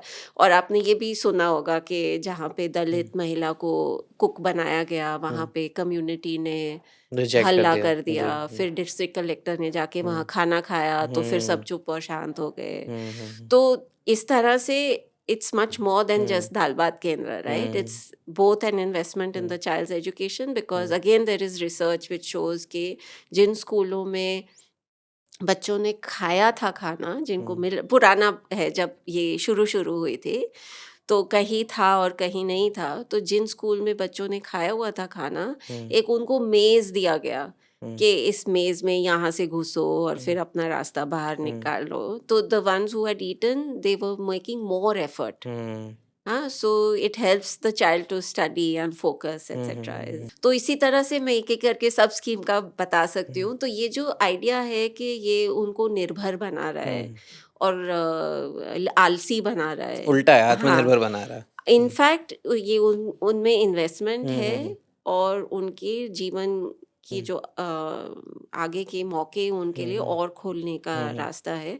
When we compare ourselves from China और हम बोलते हैं कि हमारा डेमोग्राफिक डिविडेंड है, या उस वक़्त जब आप ये सवाल उठा रही हैं कि वो डेमोग्राफिक डिविडेंड क्वालिफ़ाई और इस्तेमाल कैसे होगा जब आपके पास ट्रेन्ड लोग नहीं होंगे? हाँ, जस्ट व्यूइंग या from there absolutely, market perspective या कि उसके लिए भी आपको इन्वेस्टमेंट करना पड़ेगा ना, हाँ, और आप उस इन्वेस्टमेंट को भी जस्टिफ़ाई नहीं कर रहे हैं। हाँ। और दूसरी तरफ जब आप मैटरनिटी की बात कर रही थी from upper middle class perspective से अगर देखा जाए, तो वहाँ पे भी अपर मिडल क्लास ने नेगोशिएट किया अपना राइट। हुँ, अनपेड लीव है ना वो, पेड हुँ। लीव तो नहीं है ना, इट्स अनप्रोडक्टिव इन अ हाँ, सेंस हाँ, फ्रॉम देयर पर्सपेक्टिव। हाँ। तो it's a kind of a hypocrisy also कि भाई लोग It's अब double double standards. Yeah, standards हैं। yeah. जी। But I think the double standards are coming from a position of ignorance, hmm, right? Not from a Because position of power. to some extent अब yes, जैसे but आप I think tax there cuts are की जब बात दोनों करें, दोनों दोनों एक साथ तरह के। चल रही हैं। हाँ, जी, जी। दोनों, कुछ लोग हैं जो उनको दबाए रखना चाहते हुँ, हैं, हुँ, कुछ लोग हैं जिनमें सहानुभूति है, हुँ। लेकिन उनको समझ ही नहीं है कि बाकियों की जिंदगी कितनी मुश्किल है। मैं इसको कनेक्ट करना चाहूँगा आपसे इसलिए क्योंकि जब हम अर्बनाइजेशन की बात करते हैं और अर्बनाइजेशन में जब कास्ट की बात होती है, हम ये देख रहे थे कि जब हम लोग छोटे शहरों से आते हैं, मैं छोटे शहर में रहा हूँ, और वहाँ पे जो विद इन कम्युनिटी भी कास्ट के जो आइडियाज़ हैं वो लोगों को पता होते हैं। अर्बन सेंटर्स में आके जैसे उस तरह से डिबेट्स उसके हम्म, इंसेंटिवाइजिंग कम हो जाता है, तो वो मैनिफेस्ट नहीं मानसिकता करता है। है हाँ, पब्लिक स्पेस में, हालांकि वो इंटरनलाइज्ड होता है। हाँ, तो अब ये I am obviously not very well place to say कि हुँ, लोग क्यों अपोज करते हुँ, हैं हुँ, कि हुँ। I think it is for me it's a also. Very important हाँ, क्वेश्चन। नो, जी, but I think it is both. जी, आई जी, थिंक बोथ है। मैं, जी, मतलब मैं खुद जी, पर्सनली एनेक्डोटली कह सकती हूँ कि मैं बहुत लोगों को मिलती हूँ जिनको पता ही नहीं है, जी। और वो मेरे दोस्त हैं, वो मानते हैं कि हाँ सरकार को और करना चाहिए, हुँ, लेकिन उस तरह की वो समझ नहीं बन पाई कि क्यों ये इस तरह का हुँ, हस्तक्षेप ज़रूरी है, और वो ही परिणाम लाएगा जो आप चाहते आप हैं। हैं। डू यू थिंक कि मिडल क्लास का मैं एक स्टैटिस्टिक्स देख रहा था कि इट्स 30% मिडल क्लास है, हुँ, जिसमें से सिर्फ़ 8% ऐसा है जो दलित, मुस्लिम इस तरह के हैं। ज़्यादातर जो मिडल क्लास है, with in the middle class it's upper caste हाँ, मिडल क्लास। हाँ, तो वो जो क्योंकि द हायरार्की की जो साइकी है और अपने आप को सोशल कैपिटल के पर्सपेक्टिव से हुँ, कभी भी उस तरह नहीं देखा, हुँ, तो सोशल कैपिटल भी एक बहुत बड़ा एलिमेंट हो जाता है। एब्सोल्युटली। क्या वो भी एक फैक्टर हो सकता है? हाँ, सो नहीं, I think it's what is true, we know पुराना जो रिसर्च है इंडिया में कि there is over representation of the disadvantage communities amongst the poor, poor जी। कि जो गरीब हैं, हुँ, गरीब तबका है, उसमें दलित, आदिवासी, मुसलमान अपनी जनसंख्या के अनुसार ज़्यादा हैं। हुँ, हाँ, ओवर रिप्रेजेंटेशन है। हुँ।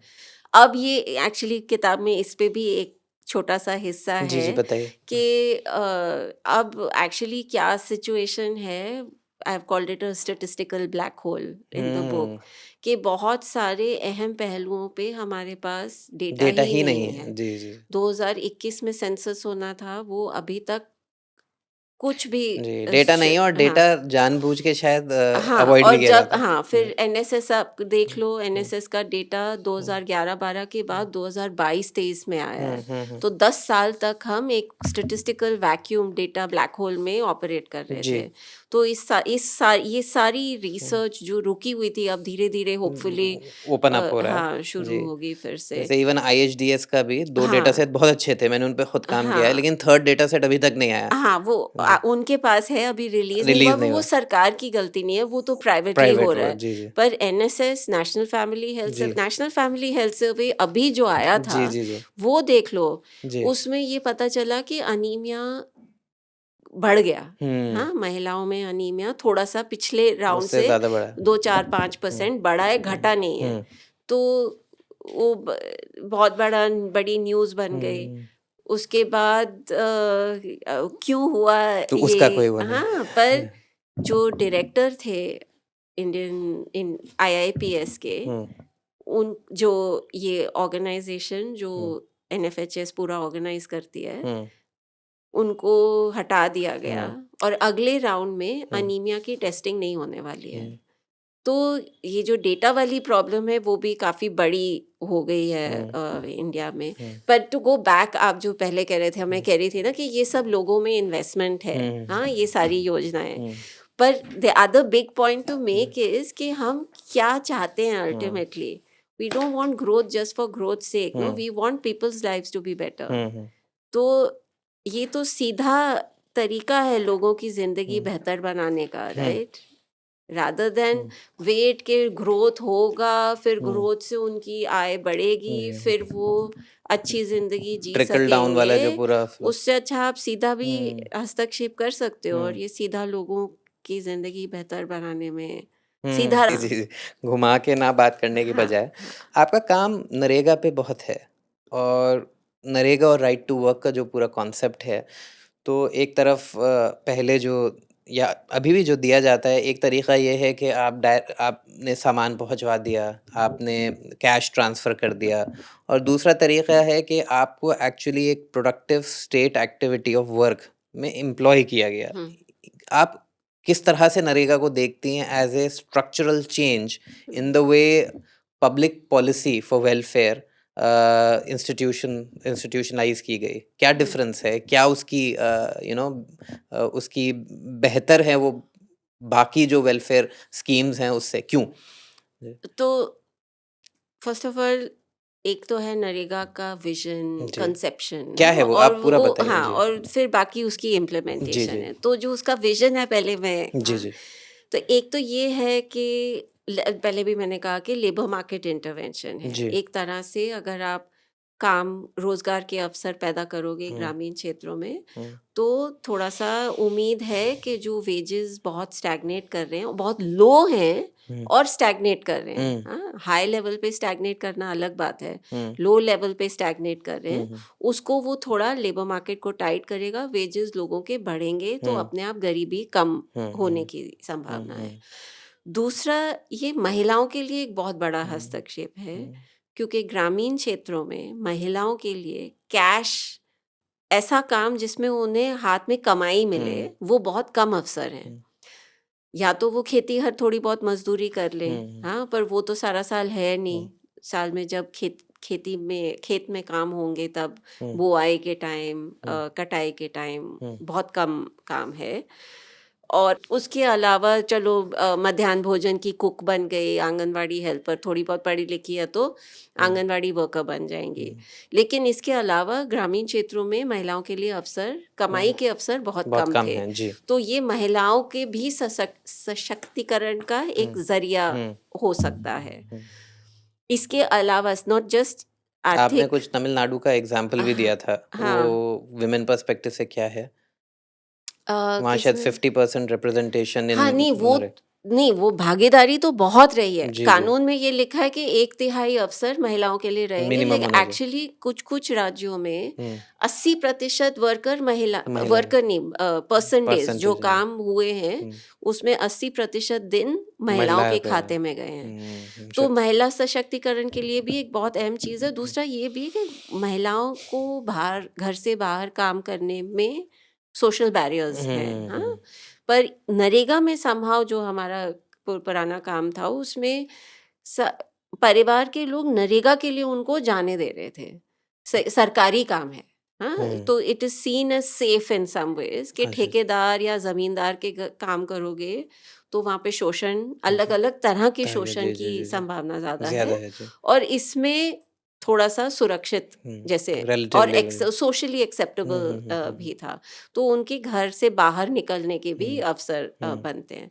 तीसरा ये कि आपको गांव में, ग्रामीण क्षेत्रों में संसाधन पैदा करने का एक बहुत बड़ा अवसर अवसर मिलता है। मिलता है जी। अब ये जो अगर आप इंग्लिश अखबार तब के पढ़ोगे तो roads that get washed away, that's the narrative about NREGA वो वर्क्स, बोलते हैं ना कि वो गड्ढा खोदो, गड्ढा भरो। हाँ, हाँ जी। Filling holes and digging holes and and then filling filling hole them कि वहाँ काम क्या है, ये हाँ करते रहो। हाँ। तो ये अभी भी लोगों के दिमाग में बहुत मेन सॉर्ट ऑफ इम्प्रेशन यही है। इसी को एक्सपांड कीजिए कि किस तरह के काम आपके सामने से गुजरे फील्ड वर्क में, जिसने एक लोकल रीजन को, जो हाइपर लोकल है, गांव है, वहाँ इस काम के थ्रू उसका कुछ इंफ्रास्ट्रक्चरल या कुछ उद्धार हुआ। 2-3 चीज़ें। एक तो अखिल कटियाल हैं जो पोएम्स लिखते हैं। उन्होंने नरेगा पे एक पोएम लिखी है और मैं बिल्कुल शायर का ऑपोजिट हूँ। फिर तो से अखिल कटियाल ने ये कविता लिखी थी 2015 में मेरे ख्याल से, जब संसद में प्रधानमंत्री ने नरेगा को कांग्रेस की विफलता का स्मारक ऐसे कुछ बजट सेशन जी, कुछ में हुआ था कहा जी। था। तो अखिल ने तब उसके रिएक्शन में लिखा था, गड्ढा खोदने से कुआं बनता है, गड्ढा नहर बनती है, एक छोटा गड्ढा खोदने से हम एक पौधा लगा सकते हैं, और अगर आप नींव रखने के लिए गड्ढा नहीं खोदते, चाहे कितनी भी बड़ी इमारत हो वह गिर जाएगी। तो एक तो ये जो है ना कि सिर्फ गड्ढा खोदा जा रहा है। एंड एक्चुअली अगर आपने किताब पढ़ी है तो उसमें ओपनिंग मैंने इसी से खुद की एक अनुभव के बारे में लिखा है कि जब मैं पीएचडी का फील्ड वर्क कर रही थी, वो लोग मुझे लेके गए कि नरेगा का, अरे तब नरेगा नहीं था, तो उसको फैमिन का काम बोलते थे पहले। तो उसकी बहुत पुराना इतिहास है। फैमिन का काम मतलब पब्लिक वर्क्स, तो it goes back to the famine commissions कि अच्छा। जब फैमिन हुआ 40s में अंग्रेजों के ज़माने जी। में और बहुत लोग मर गए, तो जी, जी। उन्होंने एक फैमिन कमीशन कॉन्स्टिट्यूट किया। उस फैमिन कमीशन में कहा गया कि ऐसी स्थिति अगर पैदा हो तो लोगों को काम दे दिया जाए। जी, जी। जो यूके में, इंग्लैंड में पुअर हाउसेस हुआ करते थे, उस तरह से जी, जी, जी, प्रभावित जी। था। तो ये आज़ाद भारत में भी अकाल के समय में हमें अकाल का काम, फैमिन का काम, इसको वहाँ कहा जाता है। तो इसी का मैं स्टडी भी कर रही थी कि रोज़गार जब लोगों को उपलब्ध करवाया जाता है अकाल की स्थिति में, तो वो किसको मिलता है, किसको नहीं मिलता, एक्सेट्रा। तो किसी ने कहा वो चल रहा है फैमिन का काम, अब चलो मैं आपको दिखा देता हूँ। तो हम वहाँ गए और उसने कहा तालाब बन रहा है। अब हम वहाँ गए तो मुझे तो लगा वही कि यहाँ से मिट्टी उठा के वहाँ फेंक रहे हैं, ये तालाब कहाँ है। बाड़मेर की बात है, रेगिस्तान वाला इलाका राजस्थान में। फिर अगले साल मैं वहाँ फिर से गई और वहाँ पे पूरा वो पानी से लबालब भरा हुआ था।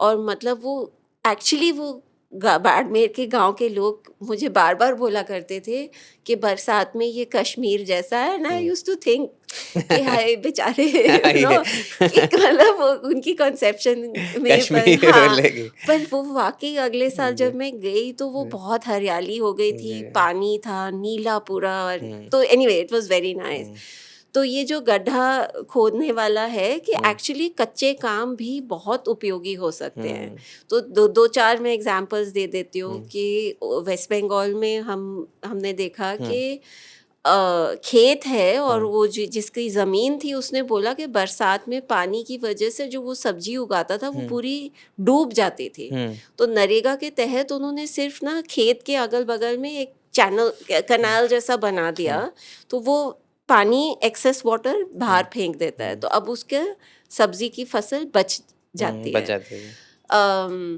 झारखंड में किसी ने कहा कि एक पगडंडी बनी थी, उन्होंने कहा सड़क बनी है, तो मेरे मेरे नज़रिए में वो पगडंडी हुँ, थी, पर उन्होंने कहा कि पहले कोई मर जाता था, तो वो बॉडी निकालने में भी हमें दिक्कत होती थी। हुँ, लेकिन अब ये स्थिति हो गई है कि अगर कोई बीमार होता है तो कम से कम उसको साइकिल पे बिठा के हम ले जा बाहर रहे तो हैं। ले जा सकते हैं। हुँ, तो जो एक तो नज़रिए की हुँ, भी बात है हुँ, ना कि हमें वो 6 लेन जब तक हाईवे ना हो, हुँ, हमें वो सड़क नहीं दिखती। हुँ, हुँ, हुँ। पर एक्चुअली डिफरेंट ग्रुप्स ऑफ हाँ, पीपल के लिए हाँ। वो एक्चुअली नहीं और डिफरेंट सिचुएशन में गिर ज आई एम नॉट सेइंग कि उनके लिए पगडंडी ही हाँ, रहे, नहीं, नहीं। जी, जी, लेकिन जी।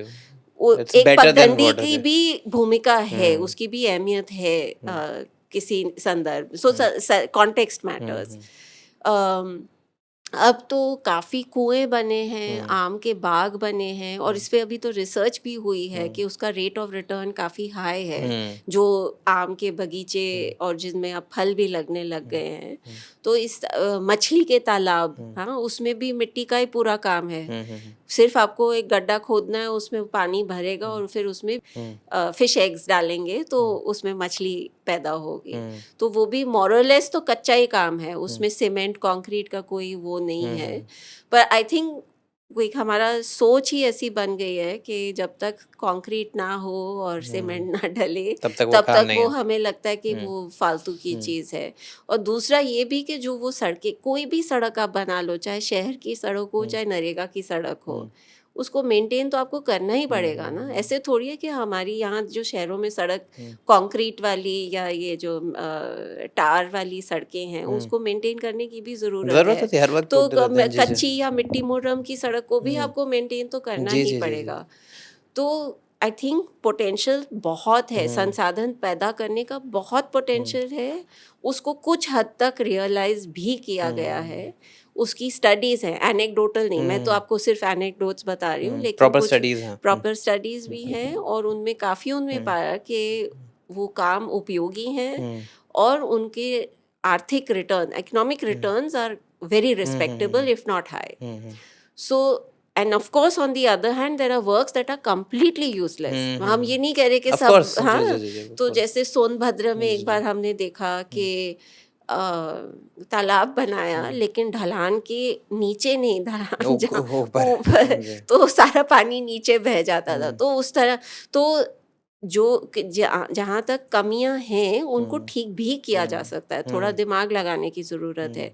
एक गांव में सड़क बन रही थी हुँ, नरेगा की, नरेगा के उसमें बजट नहीं था, एनीकट, हुँ, अरे वो उसका नीचे ना पाइप डालने की ज़रूरत थी। हुँ, तो गाँव वालों ने खुद अपना दिमाग लगा के ना, कंक्रीट का नहीं है पाइप, लेकिन उन्होंने एक तरीका बना हुँ, दिया ताकि वो हुँ, बह ना जाए सड़क। हुँ, हुँ, so there are ways in hmm, which we can fix the hmm, problems also, पर आज तो नरेगा की प्रॉब्लम बहुत ही अलग हो गई है। मैं हुँ। तो एक तरह से पुराने ज़माने की बात कर रही हूँ।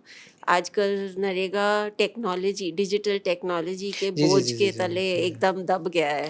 ये आधार वाले और टेक्नोलॉजी पे मैं आऊँगा, but I am just trying to connect the dots हुँ, जब ये एलीट टेक ओवर ऑफ से media and hmm, policies plus जो आपने ये बात बोली कि what NREGA also and policies like that end up doing वो एक मिनिमम जो वेज है, उसकी बेस भी तैयार कर रही है। जो आपने एग्ज़ाम्पल दिया कि इफ समबडी लोकल ठेकेदार is offering a job and if it's giving a lower पे then they would get otherwise in Narega, so they would just reject it. That potential and possibility of rejection was not there, which pushes the wages upward. So it is in interest of the power lobby for these, although these may be beneficial, to not exist, because it creates वो labour conditions को, क्योंकि surplus labour और उस surplus labour से profit maximise करने का जो उनका पूरा सिस्टम है वो कॉम्प्रोमाइज होता है. I am just trying to हाँ नहीं definitely. So that's why also जब नरेगा की डिबेट चल रही थी 2004-5 में, तो बहुत ऑपोजिशन था. और ये तब की ही बात है, holes, digging holes and filling them up, roads that get washed away, blah blah, corruption होगा. तो वो सारा एक नैरेटिव इसलिए भी बिल्डअप किया गया क्योंकि जो सक्षम वर्ग है उसको सस्ता लेबर चाहिए. जी जी. उसको वो देश का महंगा उधार, हुआ तो हाँ, उनकी हाँ, खुद की प्रॉफिट हाँ, कम हो हाँ. जाएगी. तो वो प्रॉब्लम तो है ही, बिल्कुल है. और जो पोटेंशियल था वो रियलाइज हो उससे पहले ये पूरा डिजिटल वाला. अब आपने ये डिजिटल की बात करी, आधार कार्ड को और इस तरह के जो डिजिटाइजेशन के जो पूरे के पूरे प्रोसीजर्स हैं, प्रोसेस हैं, मैकेनिज्म है, स्पेशली आफ्टर 2014 देव बीन, उनको एक तरीके से अचीवमेंट की तरह रखा गया. और वो उसमें है भी अच्छी चीज़ें, जैसे यूपीआई है. For example UPI gives a very quick access payments, लेकिन उसमें भी कौन कर रहा है? ज़्यादातर यूपीआई. तो उसमें जो बैड साइड है वो वही है, सेम एक्सेसिबिलिटी. कि आप इंफ्रास्ट्रक्चर जो तैयार कर रहे हैं वो हैव्स के लिए कर रहे हैं, हैव नॉट्स के लिए नहीं कर रहे हैं. और उसका कॉन्सिक्वेंस आधार के कॉन्टेक्स्ट में आप अपनी किताब में बताती हैं कि हमें नहीं समझ आएगा, मतलब मुझे नहीं समझ आएगा. I will see Aadhaar as, उसके और भी प्रॉब्लम्स है, प्रिवेसी है, वो है, हाँ, ये चीज़ है कि ये बड़ा आराम से हो गया. तो उसके नेगेटिव एस्पेक्ट्स क्या हैं? हाँ, तो पहले तो यूपीआई बिना आधार के भी तो हो सकता है. मेरा जो भी यूपीआई तो बगैर आधार के हो जाता है. यूपीआई में ये बोल रहा हूँ कि यूपीआई भी एक डिजिटाइजेशन है कि इन टर्म्स ऑफ. तो ये मेरा critic is mainly limited in this case to Aadhaar and what it did. दूसरी डिजिटल टेक्नोलॉजीज भी हैं. UPI is a completely separate thing, हाँ, फ्रॉम व्हाट वेलफेयर जो इस किताब के दायरे में है. तो आधार से actually I would say from the first day Aadhaar was problematic, क्योंकि काफ़ी लोग ये कहते हैं, खासकर कांग्रेस वाले, हमारा जो सोच थी वो आधार की अलग थी और बीजेपी ने उसका क्या फलूदा बना दिया. हाँ, बट आई थिंक वो माने या ना माने उनकी भी सोच गलत थी. क्या था और मतलब उसमें? मतलब आप आधार लाएं, उसमें किसी को आपत्ति हो ना हो, पर उसको जो नरेगा के लिए और जन वितरण का प्रणाली के लिए एसेंशियल कंपल्सरी किया. और जाप तो वॉलंटरी का था. मुंह में राम राम बगल में छुरी वाला हिसाब है कि वो बोलते गए वॉलंटरी वॉलंटरी वॉलंटरी, कोर्ट को भी बोलते गए वॉलंटरी वॉलंटरी, पर एक्चुअली उनकी हमेशा एम ये था कि ये मैंडेटरी होगा. उनका टारगेट था कि हम लोगों को एनरोल करेंगे, कम वॉट में. अगर आपको आधार नंबर मिलने से कुछ और सुविधा नहीं मिल रही तो आप उस लाइन में क्यों लगोगे? तो लोगों के दिमाग में ये डर बैठाया गया कि आधार की लाइन में नहीं लगोगे तो राशन रुक जाएगा, नरेगा में काम नहीं मिलेगा, ये नहीं होगा, वो नहीं होगा. तो लोगों को डरा डरा के इस तरह से लाइन में खड़ा किया. वॉलंटरी कंपल्सरी का खेल. Again Orwell is relevant here. Double speak. When they say voluntary, they mean compulsory. When they say we have saved money, they mean we have excluded people. आधार की पिच क्या थी, मतलब pitch ये थी कि इससे चोरी बंद हो जाएगी. नरेगा में बहुत भ्रष्टाचार है, पीडीएस में बहुत भ्रष्टाचार है, घोस्ट बेनिफिशियरीज के जो है ही नहीं उनके नाम से पैसा निकाला जा रहा है. तो एंड एक्चुअली और उनकी चोरी की समझ भी बहुत कम, कि किस तरह से चोरी हो रही है उसकी उनकी समझ बहुत कम थी. और उसी समय हम लोगों ने बताने की कोशिश की कि चोरी इस तरह से हो रही है और आपका इलाज उस तरफ जा रहा है. एग्जाम्पल्स की तरह. तो एक एग्जाम्पल ये है कि उनको लगा लोगों को नरेगा की मजदूरी कैश में मिल रही है और उससे चोरी हो रही है. ठीक है, एक नरेगा का एग्जाम्पल एक और एक राशन का. अब एक्चुअली 2008 में MoRD, ministry of rural development ने ऑलरेडी आदेश निकाल दिया था कि अब से सारी नरेगा की मजदूरी बैंक अकाउंट में जाएगी. तो इनकी सोच थी कि हम आधार लाएंगे, आधार से लोग बैंक अकाउंट खोलेंगे और फिर नरेगा की मजदूरी बैंक में जाएगी, but these people appeared on the seen only in 2010। हाँ, नरेगा बातचीत 9 में शुरू हुई और नोटिफिकेशन 10 में आया, आई मीन एनरोलमेंट्स उसके बाद शुरू हुए। तब तक नरेगा में ऑलरेडी बैंक पेमेंट कंपलसरी हो चुकी थी और आरबीआई ने नोटिस वो निकाला था ऑर्डर कि people can get bank accounts opened on the basis of their job cards. अच्छा। Job card was deemed as KYC compliant, तो लोगों ने उसके आधार पे अपना बैंक या पोस्ट ऑफिस में खाता खोल लिया था। तो एक तो ये पीडीएस में उन्होंने कहा कि लोगों की चोरी हो रही है और अब लोगों को साइन नहीं करना पड़ेगा, वो रजिस्टर बायोमेट्रिक ऑथेंटिकेशन करेंगे अंगूठे से, फिर ही उनको अनाज मिलेगा। पर एक्चुअली प्रॉब्लम ये नहीं थी कि अली जाके रितिका का राशन ले रहा है before she can go to the ration shop. Problem ये थी कि रितिका या अली जब राशन लेने जा रहे हैं तो जो डीलर वहाँ बैठा है वो मेरे से और आपसे 35 किलो पे साइन करवा के हमें सिर्फ 20 किलो दे रहा था।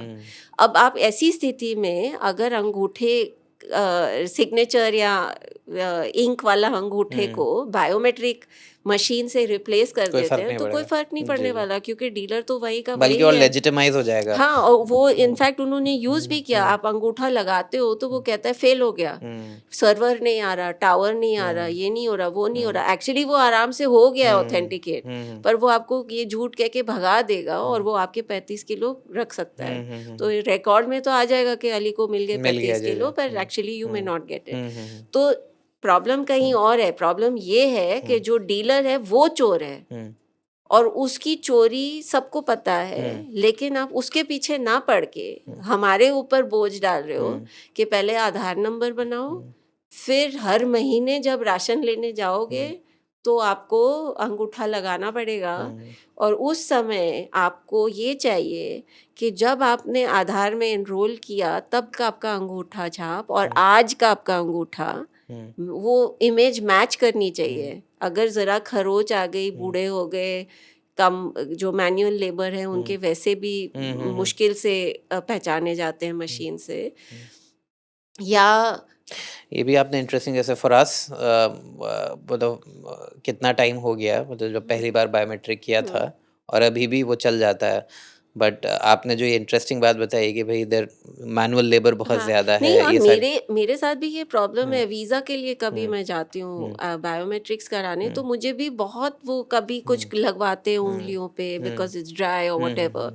सो it is definitely a class issue, but it is also more than that, it is an age issue also. जो बूढ़े लोग हैं उनके बायोमेट्रिक्स में काफ़ी इवन दैट आई वाज, मतलब कि बहुत सारी कंडीशंस ऐसी हो सकती हैं। तो अब ये स्थिति हो गई है कि जब आप राशन लेने जाते हो तो आपको पहले आपका अंगूठा छाप वही होना चाहिए, UIDAI का सर्वर चलना चाहिए, उसके बाद जो स्टेट फूड डिपार्टमेंट है उसका सर्वर चलना चाहिए, आपकी पॉस मशीन में बिजली होनी चाहिए या उसकी चार्ज होनी चाहिए कि बैटरी से चार्ज हुई होनी चाहिए, और टावर भी आना चाहिए। हाँ, so it's a connectivity issue, it's a server issue, 2 servers, biometrics, all this just to say that this is Ali when everyone knows that you're Ali, because in a rural context लोग एक दूसरे को जानते हैं। चोरी ये नहीं थी कि आप मेरा राशन चोरी कर रहे थे या मैं आपका चोरी कर रही थी, प्रॉब्लम ये थी कि वो डीलर हमारी चोरी कर रहा था।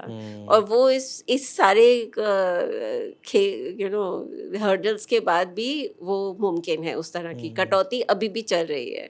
और जिस हद तक कटौती कम हुई है, जो पीडीएस वाले चैप्टर में बात है, वो आधार के आने से पहले उसका तोड़ निकाल लिया था। States like Tamil Nadu, Chhattisgarh, Orissa, Jharkhand, Bihar, they had already found a way of fixing the corruption. Mainly, I would say awareness and computerization of records were two big helpful interventions that helped record keeping and जब लोगों में जागरूकता होगी तो वो लड़के लेंगे। हमको एक बार मनिका में कुछ महिलाएं मिली, उनको जब पता चला कि हमको 20 या 25 किलो मिलना चाहिए था और वो हमको कम गया था, हम पिट जाएंगे आज, पर हम लेके आएंगे। So when because people, it's also the problem of the survival. They'll no, fight for and it. also when people know that they are being wronged, I think they are exactly. much more Assertive. yeah. So I think awareness is and putting grievance redressal mechanisms in तो शायद place, इसी वजह right? से ये है कि जो पूरा डिस्कोर्स पे इन्वेस्ट किया जाता है कि नहीं, देर नॉट बीइंग रॉन्ग्ड, वो there just being less productive and there demanding for something जो वो कंट्रीब्यूट नहीं कर रहे हैं, so it creates a psyche. Maybe. But so Aadhaar, as far as we are concerned, has caused a lot of damage to poor people. They, first of all, many have been excluded. जब उनको लगता है कि बहुत खर्च हो रहा है, अभी राजस्थान में पिछले 1-2 साल में फिर से हो रहा है, पहली बार नहीं हो रहा, दूसरी बार ऐसे हो रहा है कि बूढ़े लोगों को की पेंशन रुक गई, बहुत सारे लोगों की. और जब वो रिकॉर्ड्स निकाले और देखा तो उनमें उनको डेड घोषित किया हुआ है, और वो गांव में बैठे हुए हैं, उनको समझ नहीं आ रही कि मेरा क्यों नहीं आई पेंशन, क्यों बंद हो गई है. तो बाद में बोलते हैं कि तुमने ये नहीं किया, तुमने पहले राउंड में बोला कि तुमने आधार नहीं जोड़ा, अब कह रहे तुमने EKYC नहीं किया. तो बार बार लोगों को एक ही चीज के लिए थकाने का रास्ता बन गया है. और मेरे ख्याल से ये अपने बजट कम करने का एक तरीका है. डिवियस हाँ, जी जी जी. who knows what they're ji. thinking, but इसके अलावा भी लोगों का नरेगा को लेके क्रिटिसिज्म है या क्रिटिक है कि ऑफ कोर्स वो अनऑर्गेनाइज्ड एंड फॉर्मल लेबर को एक अपॉर्चुनिटी प्रदान करता है काम करने की, अपने साधन और अपने पोटेंशियल टू अर्न, और स्पेशली 100 days जो भी है वो करने की. But there is also another side to it. People talk about the idea of mobility, कि what it is doing is only एक तरीके की अनस्किल्ड जो फ्रेमवर्क है उसी में वो है, उसकी मोबिलिटी कैसे हो, किस तरह से जो पॉलिसी है वो और नुआंस्ड हो, वो जो ज़मीनी कम्प्लेक्सिटी है उसको और ज़्यादा रीड कर सके. तो क्या नरेगा का जो अचीवमेंट है उसके बियॉन्ड नरेगा को या इस तरह की स्कीम्स को और बेटर बनाया जा सकता है? see, I don't think कि नरेगा लोगों का जीवन यापन का मेन जरिया है. It's a fall back option, क्योंकि अभी तो मजदूरी इतनी कम है, राइट, कि जैसे राजस्थान में 267 रुपए है. हाँ, और अगर उसी मजदूर को गांव में काम मिल जाए तो 500 रुपए मजदूरी है दिन की. तो it is literally a fall back. अगर और कुछ नहीं मिलेगा तो ही वो नरेगा में जाएंगे. और वैसे भी उनको 100 दिन अगर एक परिवार को मिल जाएगा तो उसका जीवन यापन उससे नहीं हो पाएगा. तो आई थिंक वो लोग उसको बिल्कुल ही अलग, बहुत सारे लोग ये भी उसको बोलते हैं, एग्जैजरेट कर रहे हैं उसका हाँ रोल. जी जी. तो बहुत सारे लोग ये भी बोलते हैं कि ये मार्जिनलाइज कम्युनिटीज को सबसिस्टेंस लेवल वर्क में कन्फाइन करने का भी एक वो होगा. नहीं, लोग अगर आपको 100 दिन काम मिल भी जाए, हाँ, और अगर 267 नहीं, चलो आप केरला जैसे स्टेट की 350-400 रुपए होगी, हाँ, तो आप कितना कमा लोगे नरेगा में अगर 100 दिन मिले तो. 100 दिन तो मिल ही नहीं रहा ना, बहुत कम लोगों को, like 10% of job cards are getting 100 days of work. तो people are in any case combining NREGA with other strategies. कोई माइग्रेट करता है, कोई खेती और मजदूरी करता है, उनकी शायद खुद की भी थोड़ी बहुत ज़मीन होगी, तो उसमें वो थोड़ी बहुत मार्जिनल या सब्सिस्टेंस फार्मर्स हैं, वो थोड़ा बहुत करते हैं.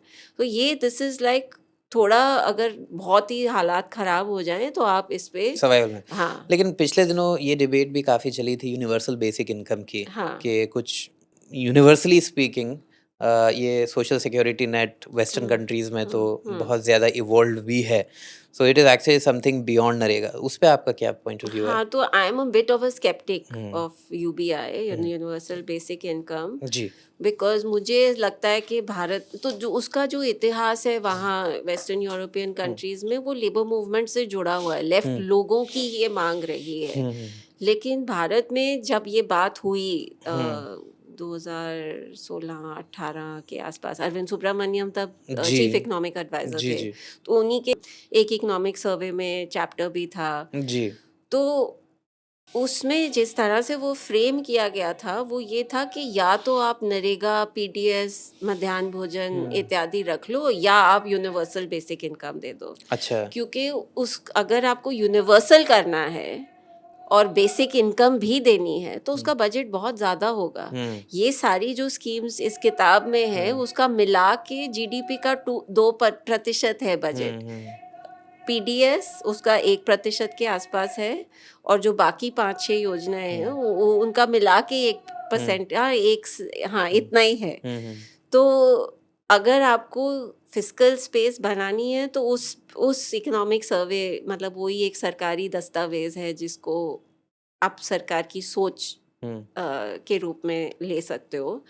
तो उसमें ये था कि देखो भाई, नरेगा में ये प्रॉब्लम्स हैं, मध्याह्न भोजन में ये प्रॉब्लम्स हैं, और इन सब का बजट मिला के इतना हो जाएगा पैसा उपलब्ध। तो इसको अगर आप, फिर उसमें भी यूनिवर्सल नहीं था, इतना भी करके इनको समेटने के बाद भी इतना पैसा उपलब्ध, फिस्कल स्पेस उनके दिमाग में नहीं थी, फिर भी उन्होंने कहा कि हाँ हम टॉप वॉटेवर इतने % को हटा देंगे, तब जाके प्रति माह प्रति व्यक्ति इतने पैसे होंगे। हाँ, तो आई फील कि अगर दोनों में से एक चुनना है तो ये जो बेसिक सर्विसेज हैं वो तो सरकार की जिम्मेदारी है, संविधान में है, एटसेट्रा एटसेट्रा, वो तो हमें नहीं छोड़ना चाहिए। अगर इसके ऊपर सरकार देना चाहे cash transfers, universal cash transfers, तो वो थोड़ी अलग डिबेट है, पर वो रियलिस्टिक नहीं है। तो Between these two, मतलब if these are competitive solutions, why do you choose one over the other? because you can see that one, it's a responsibility of the government, right? Like I keep saying, it is to some extent it's a constitutional mandate, like right to education is in this thing, and these schemes have a proven track record. With cash ये problem भी हो सकती है, जैसे Individual pension, choice. नहीं pension की मैंने बात की कि 2006 के बाद और 2013 के बाद वो 2 और 500 पे अटकी हुई है, तो अटकी ही हुई है। अभी वो जितना भी दे दें, बाद में वो बढ़ाएंगे नहीं बढ़ाएंगे, 20 किलो आटा अगर कितना ही महंगा हो जाए, मिलेगा 20 किलो ही। हाँ, महंगाई होगी तो उससे वो एक तरह की प्रॉब्लम है। जो कुछ लोग और भी हैं जिन्होंने इस पे लिखा है, उन्होंने कहा यूनिवर्सल बेसिक सर्विसेज की बात करो। हाँ, यूनिवर्सल बेसिक इनकम को अभी इस तरह के संदर्भ में छोड़ दो। तो वो एक तरीके से अगर यूनिवर्सल बेसिक सर्विसेज देखा जाए, जो आप पूरा Health, पैदा होने से education, लेकर क्रेडल तक का जो पूरा फिलोसफी बता रही हैं, तो उसमें और भी चीजें ऐड हो सकती हैं। हाँ बिल्कुल बिल्कुल। क्या ऐड हो सकती हैं आपको लगा? मतलब जैसे मैंने अभी तक स्वास्थ्य और शिक्षा पे कम बात की है, क्योंकि लाइक आई सेड मेरा काम कम है, लेकिन जो हमारा बुनियादी शिक्षा की व्यवस्था है उसको मजबूत बनाने की ज़रूरत है।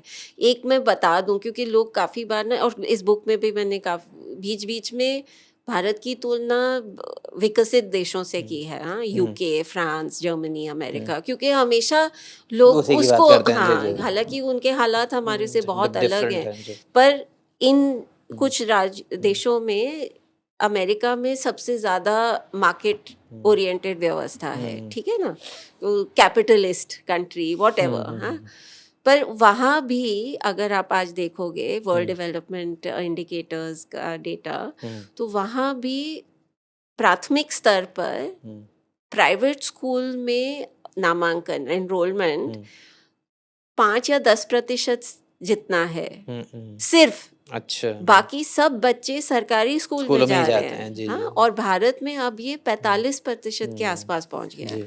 तो उस स्तर पर निजी शिक्षा का इतना वो, even state universities, public universities, उनको भी कमजोर किया गया है, उनके बजट कम हो रहे हैं और नहीं खुल नहीं रही। अभी जो नई यूनिवर्सिटीज खुल रही है वो सब प्राइवेट यूनिवर्सिटीज खुल रही है, और किस तरह की रिसर्च करवाई जा रही है उससे और ज्यादा परसेप्शन चेंज होगा।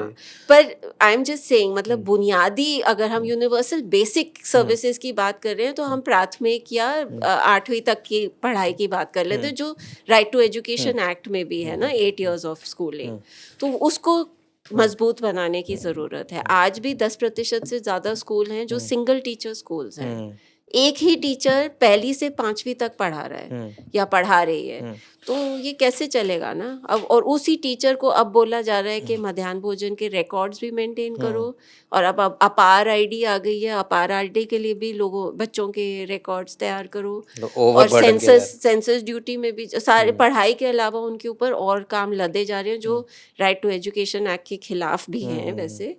पर इस इन सेवाओं को स्वास्थ्य में भी सेम सिचुएशन हुँ, कुछ राज्यों में ठीक-ठाक है। हुँ, तमिलनाडु, हिमाचल प्रदेश वहाँ पर सरकारी स्वास्थ्य सेवाएँ हुँ, काफ़ी मतलब उसकी पेनिट्रेशन बहुत डीप हुँ, है। आपको पीएचसी अ, अच्छी पीएचसी हुँ, गाँव के स्तर पे भी मिल जाएगी, जहाँ पे डिलीवरी भी हो सकती है हुँ, शायद। हुँ, और पर बहुत सारे राज्यों में ना नर्स है, ना हुँ, डॉक्टर है, ना इक्विपमेंट है, ना दवाई है। हुँ। तो ये सब चीज़ों में आई थिंक इनको पहले प्राथमिकता मिलनी चाहिए। तो क्या जब हम लोग इस तरह के जिन सिस्टम्स की आप बात कर रही हैं, सोशल वेलफेयर, सोशल सिक्योरिटी, आपने बोला कि भई वहाँ दलित और ट्राइबल जो महिलाएँ हैं उनको या लोग हैं उनको अवसर ज़्यादा मिलने चाहिए। तो क्या इस तरह के सवाल मुसलमानों को लेके भी उठने चाहिए कि दे be also a identity marker religion से फॉर एग्जांपल के जिसके बेस पे भी डिस्क्रिमिनेशन हो रहा है कि डिस्क्रिमिनेशन सिर्फ कास्ट के बेस पे नहीं है, सिर्फ जेंडर के बेस पे नहीं है, there is another group identity जो इस वक्त बहुत डोमिनेट कर रही है। और सिर्फ इस वक्त नहीं, मतलब अगर आप वो अफ्रीकन से। It's after partition whatever the history is सब वो एक हुँ, अलग डिबेट है। तो when I see these debates as somebody as a student of economics, मतलब मैं इसको आउट ऑफ इकोनॉमिक्स नहीं देख रहा हूँ, मेरी ट्रेनिंग है उसमें, तो वहाँ पे बहुत रिसेंटली थोड़ा बहुत बात होनी शुरू हुई है, but this question gets subdued either in the class debate और थोड़ा बहुत कास्ट डिबेट में। लोग अब पूरा चल रहा है कि नहीं, रिलीजन के नाम पे नहीं, आप सारा जो लेना है आपको कास्ट के नाम पे ले लो क्योंकि हुँ, आपके यहाँ भी कास्ट है, विच इज ट्रू। लेकिन उसके अबव एंड बियॉन्ड भी डिस्क्रिमिनेशन है हुँ। जिसका फैक्टर कास्ट है ही नहीं।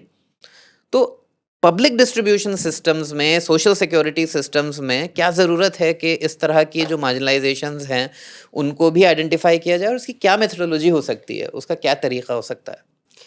तो आई हैव टू एडमिट कि हमने जो ये सारी पिछले 20 सालों में इन योजनाओं पे सर्वेज किए जी। हैं, उसमें कास्ट और रिलीजन या इस तरह की discrimination was not the central focus. जी। तो इस वजह से भी मेरी खुद की समझ इन मामलों में कमज़ोर है, हालांकि हमें भी दिखता है जी। कि इट इज़ देयर। कास्ट भी नहीं फैक्टर बहुत ज़्यादा लिया जाता। बहुत सेंट्रली हमने कहीं-कहीं पे था, जैसे नरेगा की स्टडी में, हुँ, किसी कॉन्टेक्स्ट में, हुँ, मतलब ऐसे कंप्लीटली कास्ट ब्लाइंड नहीं थे, हुँ। लेकिन कास्ट के लेंस से हमने नहीं ये देखा। स्टडी नहीं की। इसके लिए I think professor Sukhdev Thorat का काम बहुत इम्पोर्टेंट है। जी। इम्पोर्टेंट है। हुँ, और उन्होंने अलग योजनाओं में, जैसे हुँ, मध्याह्न भोजन में उनकी एक स्टडी है जिसमें उन्होंने कि अलग-अलग तरीके, जिसमें इसी योजना में, एक ही योजना में, हुँ, like all the different ways in which caste came up. हुँ, जैसे थाली के पीछे जो स्कूल में थालियां हुँ, हैं, वो थाली देखने में एक ही है, हुँ, लेकिन नीचे की तरफ उन्होंने एक अक्षर लिख दिया है, तो ताकि लोगों को समझ हुँ। आए कि ये इन बच्चों के लिए और उनके लिए। मध्याह्न भोजन में ही हमने ये भी सुना है कि अगर मुस्लिम महिला को कुक के हुँ, रूप में रखा गया तो फिर कम्युनिटी ने बवाल किया कि हुँ, हुँ, भई उसको उसके हाथ का पका हुआ हुँ, खाना हम नहीं हुँ, खाएँगे। हुँ, पर उसमें भी काफ़ी जगह पर हुँ, एडमिनिस्ट्रेशन की तरफ से हुँ, हस्तक्षेप होने के हुँ, बाद लोग मान गए। हुँ, प्रोफेसर सुखदेव थोराट की ही एक स्टडी है जहाँ उन्होंने, I don't know you know, पर काफ़ी इंटरेस्टिंग है। उन्होंने अखबार में एड्स देखी, नौकरियों की हुँ, एड्स, और अप्लाई किया। और उसमें उन्होंने वो 3 बनाए, सीवीज़ भेजे। बनाए। जी। एक में बहुत obviously Hindu upper caste name, एक में बहुत ऑब्वियसली दलित हुँ, नेम, और एक बहुत ऑब्वियसली मुस्लिम नेम हुँ, करके, पर एग्ज़ैक्टली द सेम सीवी, खाली नाम में फ़र्क था। हुँ, और फिर उन्होंने देखा उस नौकरी के लिए कॉल बैक रेट्स, हुँ, और उन्होंने पाया कि जो मुसलमान थे उनके लिए सबसे लो था hmm, call back rate, hmm, था, और highest was for the hmm, upper upper hmm, caste hmm, communities. दूसरा कॉन्टेक्स्ट जहाँ पे इकोनॉमिस्ट ने इस पे थोड़ा बहुत काम किया है, वो है स्पेशल सेग्रीगेशन जी। के। और इस पे भी स्टडीज़ हैं हुँ, कि मुसलमानों को शहरों में, हुँ, जहाँ पे इस तरह के बायस कम होने कम हो चाहिए, जाएगी, जी। खुला कह दिया जाता है कि अरे हुँ, मुसलमान को तो हम यहाँ पे भी एन्क्लेव्स और हाँ, गेटोज़ का बहुत हाँ। चलन है। जी। तो वो है, और फिर किसी ने सेंसस डेटा के हुँ, आधार पे भी ना एक मैपिंग जैसी की है कि हुँ, किस तरह से डिस्ट्रिब्यूटेड कॉन्सेंट्रेशंस हैं। हैं। जी, हाँ, जियोस्पेशियल डिस्ट्रीब्यूशन हाँ। क्या है? जी। तो आई थिंक कुछ-कुछ लोग इन इन मुद्दों पे काम कर रहे हैं। कुछ हद तक आई वुड से कि डेटा का भी कंस्ट्रेंट है। जैसे मैंने पहले भी कहा कि वो आशीष का जो काम है डेमोग्राफर, तो उन्होंने देखा कि कोविड में मॉर्टेलिटी रेट्स किसके ज़्यादा थे। तो आई थिंक कुछ लोग कर रहे हैं। अब मेरा खुद का काम नहीं है तो इसलिए मेरे लिए थोड़ा-सा कमेंट करना भी मुश्किल है, और जिस पे पता ना हो आई थिंक नहीं जी, जी, बोलना जी, चाहिए। हम भी बल्कि ये जो हमारा नाउस है, it's not just a media venture. Hmm, hmm. So we have come up with 2 reports with CSR, centre for study and research, एक ऑर्गेनाइजेशन है यहाँ हुँ, पे। तो वो तो सर्वे था, उनमें से एक मुस्लिम माइनॉरिटी एजुकेशन इंस्टीट्यूशंस के क्या हालात हैं। हुँ, तो we listed out 1200 of these. Even हमने आरटीआई करके और आईशी से कास्ट का डेटा भी निकलवाया, हुँ, और पूरा वहाँ पे कौन पढ़ा रहा है, कितना पढ़ा रहा है, क्या एनरोलमेंट है, जेंडर क्या है, कौन से कोर्सेज पढ़ाए जा रहे हैं, इस तरह की सारी चीज़ें। और दूसरी हमारी स्टडी थी एनएफएचएस का, जो हुँ, 2019 का डेटा था। उससे हम लोग देख रहे थे कि जो मुसलमानों के 2007 के बाद जो अपवर्ड मोबिलिटी हुई है या नहीं हुई है। So from this this new data set, क्योंकि लेटेस्ट वही हुँ, अवेलेबल था, हुँ, एचडीएस आया नहीं था। अभी हम एक और सर्वे ऑनगोइंग है, एक मुस्लिम ऑर्गेनाइजेशन है उसके साथ कर रहे हैं। इस पूरे इलाके का जो ओखला हुँ, कहलाता हुँ, है, हुँ, हुँ, उसका हम लोग high resolution household education survey कर रहे हैं, हुँ, हुँ, 3000 हाउस होल्ड। सो बेसिकली आप 3000 household for this location is a big sample size. Right, गली और मोहल्ले के लेवल तक का हुँ, एनालिसिस है। हुँ, उसमें हम लोगों ने कास्ट की कैटेगरी को एक्सप्लिसिटली रखा। इसलिए रखा कि जो ये डिनायल है, आइदर इट इज और either it is not, that should come out empirically hmm, speaking.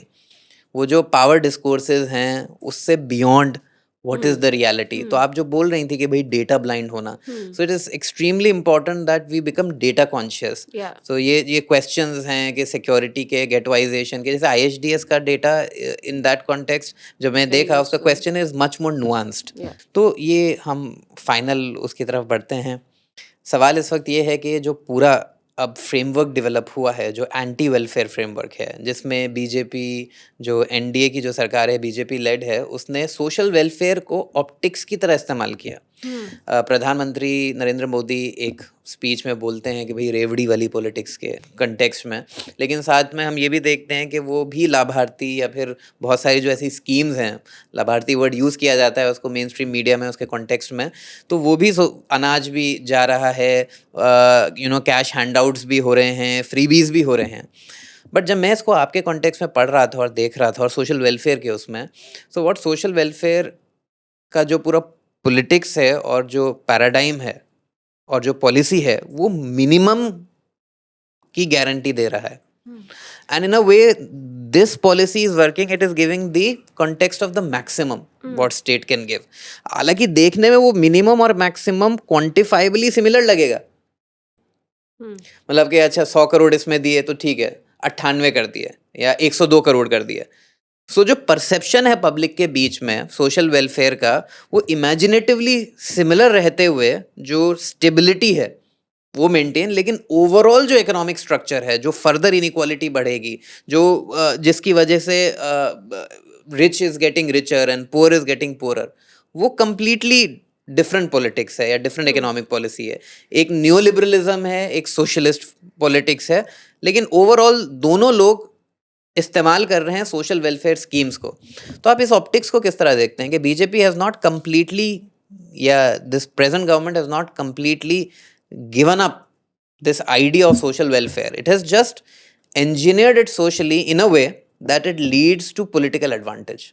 So I don't know why the BJP does well etcetera, वो मेरा तो एरिया नहीं है। पर जो उन्होंने इस बुक में भी अंत में थोड़ा-सा कंपैरिज़न है, जो पहले 10 साल थे यूपीए के जी। 2004 से 14, और फिर पिछले 10 साल जो हैं 2014 से 24।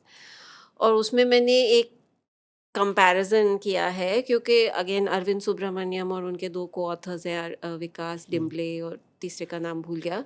उन्होंने कहा कि मोदी का मॉडल है new welfare, he is called it new welfare, new जिसमें वेलफेयर। वो उज्ज्वला, गैस जी, जी, सिलेंडर, जी, जी। टॉयलेट, आवास, इन सब चीज़ों को शामिल करते हैं। और तो उसको मुझे लगा कि वो दोनों कंपेयर, अगर वो मान रहे हैं कि this is a new model, new welfare as oppose to old welfare, जो ओल्ड वेलफेयर में हम ट्रेडिशनली समझते हैं कि शिक्षा और स्वास्थ्य पे खर्च होगा और ये जो बाकी योजनाएं इस किताब में हैं उन पे खर्च होगा। तो जो यूपीए का दौर था उसमें मैंने कहा 2 एक्ट्स हैं, नेशनल फूड सिक्योरिटी एक्ट और नरेगा। इसमें 4 स्कीम और नरेगा 5वीं हो गई, और फिर इसके साथ सोशल सिक्योरिटी पेंशन्स जोड़ दी क्योंकि वो भी एक सेंट्रल स्कीम है जो इस ढांचे में फिट होती है। तो अगर उसका 20 साल का आप खर्चा देखोगे 2004 से 24 तक, और अगर आप जो मैं इस किताब में लिखती हूँ NDA schemes, I call them NDA NDA schemes, जी, स्कीम्स, उज्ज्वला, ड्रिंकिंग वाटर, अभी जल जीवन मिशन और ये आवास एटसेट्रा, तो ये एक्चुअली फर्स्ट ऑफ ऑल तो नई नहीं है, वो पहले भी चल रही थी। जो स्वच्छ भारत है वो पहले निर्मल भारत था, जो अभी जल जीवन है वो किसी ना किसी रूप में पर छोटे बजट के साथ Rajiv Gandhi rural drinking water mission के नाम से चल रहा था। तो ये एलपीजी सब्सिडी भी पहले थी, अब उसका नाम उज्ज्वला हो गया है। रीपैकेजिंग हुई है। हाँ, थोड़ा बहुत रीपैकेजिंग है। तो मैंने कहा ठीक है, हम दोनों दोनों 2 ग्रुप बना दिए, यूपीए उसको नाम कन्वीनियंस के लिए यूपीए स्कीम एनडीए स्कीम कर दिया। हालांकि एनडीए की जो स्कीम मैं मान रही हूँ वो यूपीए में भी ऑलरेडी, कुछ जी, हाँ जी, जी। छोटे मोटे तौर पे चल रही थी। तो अगर आप वो 2 लाइंस को देखें और उन पे खर्च को देखें पिछले 20 साल में, तो हुआ ये कि सबसे पहली बात ये है कि दोनों का मिला के खर्च जीडीपी का 3% से कम है, और 3% भी वो केवल 1 साल हुआ, कोविड वाले साल। कोविड के 2 साल थे, उसमें से 1 साल में इन दोनों का मिला के मतलब मिला के यूपीए और प्लस एनडीए, एनडीए, हाँ मतलब दोनों सारे शामिल आप कर लो तो वो जाके 3% ऑफ जीडीपी हो जाता यूपीए से है। आपका मतलब है जो पुरानी स्कीम चली आ रही है और कंटिन्यूड रही, और उसके ओवर एंड अबव जो एनडीए ने स्कीम्स लाई उनका कलेक्टिव। हाँ, मतलब नहीं तो रिविजिट, हाँ, ओके। जी, जी, जी। यूपीए की स्कीम्स मतलब नरेगा और खाद्य सुरक्षा कानून की 4 स्कीम्स प्लस पेंशन्स, जो इस किताब जो में आपने है, वो हाँ, 6 जो ये इस किताब की स्कीम्स हैं। और इसके साथ है जो मैं कह रही हूँ एनडीए की स्कीम्स, उसमें उज्ज्वला, आवास, ड्रिंकिंग वाटर, ये सब मिला के इनको मैं एनडीए कह रही हूँ, पर इनका भी पहले भी खर्च हो रहा था। ऐसे नहीं है कि वो 2014 में या 15 या पीएम किसान, ये पीएम किसान नहीं है, पर बाकी सब पहले भी चल रहे थे। तो अगर एनडीए स्कीम्स को देखें तो उसका लगभग 1% के आसपास 20 सालों में, पहले कम था और बढ़ के अब 2014 के बाद बढ़ गया, तो वो बढ़ के 1% के आसपास हो गया। पहुंच गया है। यूपीए की जो स्कीम्स थी वो भी पहला जो यूपीए का 5 साल थे उसमें एक्चुअली काफ़ी एक्सपेंशन हुआ इन योजनाओं पे, सामाजिक सुरक्षा के खर्च पे, पर उसके बाद यूपीए के 2 में वो टेपर करने लग जाता है, स्टैग्नेट करने लगता है। एनडीए 1 में थोड़ा घटने लगता है, फिर कोविड आ जाता है तो वो 1 साल के लिए 3% हिट कर जाता है, और फिर से अब वो 2% के आसपास टोटल खर्च है। तो बॉटम लाइन इज के सब मिला के खर्च बहुत कम है इन योजनाओं पे। होना कितना चाहिए वो फिर अलग, भी? I don't really know. I mean अगर आप देखो नरेगा के लिए, अगर आप उसको खुले मन से चलाओगे, और लोग कहते हैं हमेशा कि हम तो 100 दिन काम करेंगे, उनको तो 100 से ज्यादा दिन भी काम चाहिए, तो उस हिसाब से तो आपको दुगना तिगना करना पड़ेगा उसका बजट। हाँ, तो वो नरेगा अकेला ही 1.5% शायद या ले 2% जाएगा। प्रतिशत होगा। उसके अलावा जो बच्चों वाली स्कीम्स हैं उसमें बहुत बड़ी कटौतियां हुई हैं पिछले कुछ सालों में, रियल टर्म्स में कटौतियां हुई हैं। नॉमिनल टर्म्स में वही उन्होंने है, वही सेम चीज़ रख है, दिया जी। तो सबको लगता है कि हाँ वैसे ही चल रही है। तो सो आई थिंक एक तो ये प्रॉब्लम है कि इन योजनाओं पे चाहे यूपीए हो चाहे एनडीए हो, खर्च बहुत कम है और इसको बढ़ाने की गुंजाइश है और ज़रूरत है, और ये अच्छा इन्वेस्टमेंट है। दूसरा ये कि दोनों के मॉडल अगर माने, हाँ मॉडल आजकल सभी मॉडल बने हुए हैं, कभी तमिलनाडु बन जाता है मॉडल, कभी केरला बन जाता है, कभी गुजरात बन जाता है जी, मॉडल, जी, जी। पर एनीवे वर्ड उसको मैं बहुत लूजली यूज़ कर रही हूँ। अगर आप देखें ये तो ये न्यू वेलफेयर मॉडल जैसे अरविंद सुब्रमण्यम ने कहा, तो वो एक्चुअली उसमें फ़र्क ये है कि जैसे नरेगा या मध्याह्न भोजन या जो पुरानी वाली योजनाएँ हैं, वो लाभ लोगों को साल दर साल, हर महीने मिलते रहते हैं। हुँ, हाँ, वो लगातार चलती हैं। लेकिन जो एनडीए में आई हैं योजनाएँ, हुँ, वो वन ऑफ बेनिफिट है। हुँ, एक बार आपको जल जीवन मिशन का कनेक्शन मिल गया, हो हुँ, गया। आपका पक्का घर बन गया, फिर आगे बढ़ो, हुँ, हाँ? तो देयर इज़ अ सैचुरेशन, हुँ, हाँ, वो सैचुरेट हो जाती है। तो इसलिए उनको हर साल नया कुछ हुँ, हुँ, दिखाने, हुँ, तभी कभी आयुष्मान भारत, कभी हुँ, पीएम किसान, कभी हुँ, जल जीवन मिशन, तो हुँ, इसलिए भी उनको हर साल कुछ नया स्पिन हुँ, आउट करने हुँ, की ज़रूरत पड़ती है। पर वो हुँ, इस राइट्स बेस्ड फ्रेमवर्क में बहुत अच्छे से फिट नहीं। फिट नहीं हुँ, होता। कुछ हद तक obviously sanitation is an important thing, पर हुँ, क्या केवल एक टॉयलेट हुँ, बना देना, एक डब्बा हुँ, बना देना, does that mean right to hmm, sanitation, right? Hmm, it means much more, it should mean hmm, much मोर।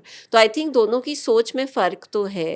हुँ, मतलब in spite of the fact that they are very similar in other ways, हुँ, थोड़ा बहुत फ़र्क भी है।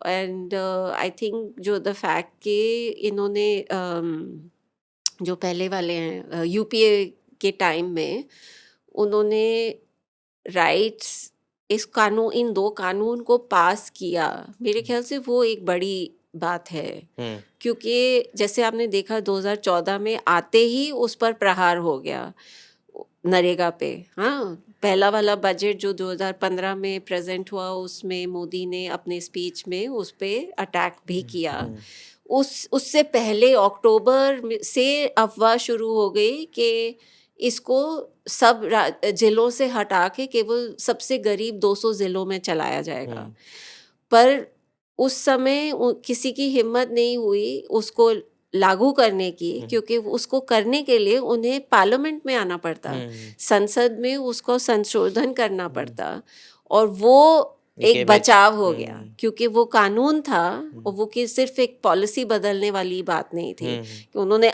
दूसरे तरीके उसको बैठाने के ढूंढ लिए, वो अलग बात है। पर द फैक्ट इज़ कि वो ढांचा अभी बचा हुआ हुँ, है, और उस बचाव इसलिए भी हुआ है क्योंकि वो कानून है। हुँ, और थोड़ा बहुत ये भी इसका पता चलता है कि अहमियत कितनी क्यों है, कि जब कोविड आया, हुँ, तो इस एनडीए सरकार के पास भी लोगों की मदद करने के लिए वो ही 2 रह गए थे, हुँ, जन वितरण प्रणाली हुँ, और नरेगा। हुँ, हाँ, और उसी को इस्तेमाल करने से बहुत लोगों का बचाव हुँ, हुआ हुँ, है। So even I think grudgingly maybe they have had to accept hmm, that the rights based kind of framework hmm, has a place. I hmm, mean, they still underfund it, they hmm. still try to undermine it. For even their own survival they have realised that हाँ, आई futility think, है उसकी। हाँ, जी। पर तो mentality थोड़ा बहुत वो माई बाप सरकार की इन प्रोग्राम्स में भी आ हुँ, गई है। हुँ, उसमें ये डिजिटल टेक्नोलॉजी भी मदद कर रही हुँ, है, और पॉलिटिकल माहौल तो है ही। हुँ, हुँ, जी। तो फ्यूचर क्या है वेलफेयर का इंडिया में? क्या ज़रूरत है? किस तरह की कैम्पेन्स होने चाहिए? किस तरह के काम होने चाहिए? सो आई थिंक मतलब जैसे हमने ये 20 साल जो काम किया है, और हुँ, इन सब योजनाओं में बहुत सुधार भी हुआ है।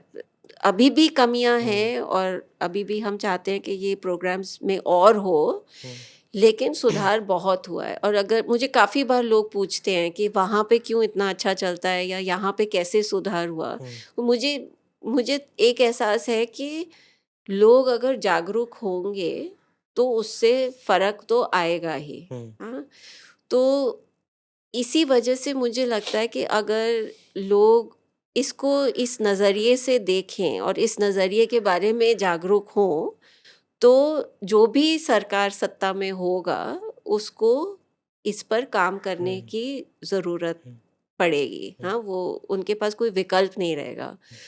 तो I think first of all in योजनाओं की या इन हकों की हुँ, शेल्फ लाइफ हमेशा की है, जी।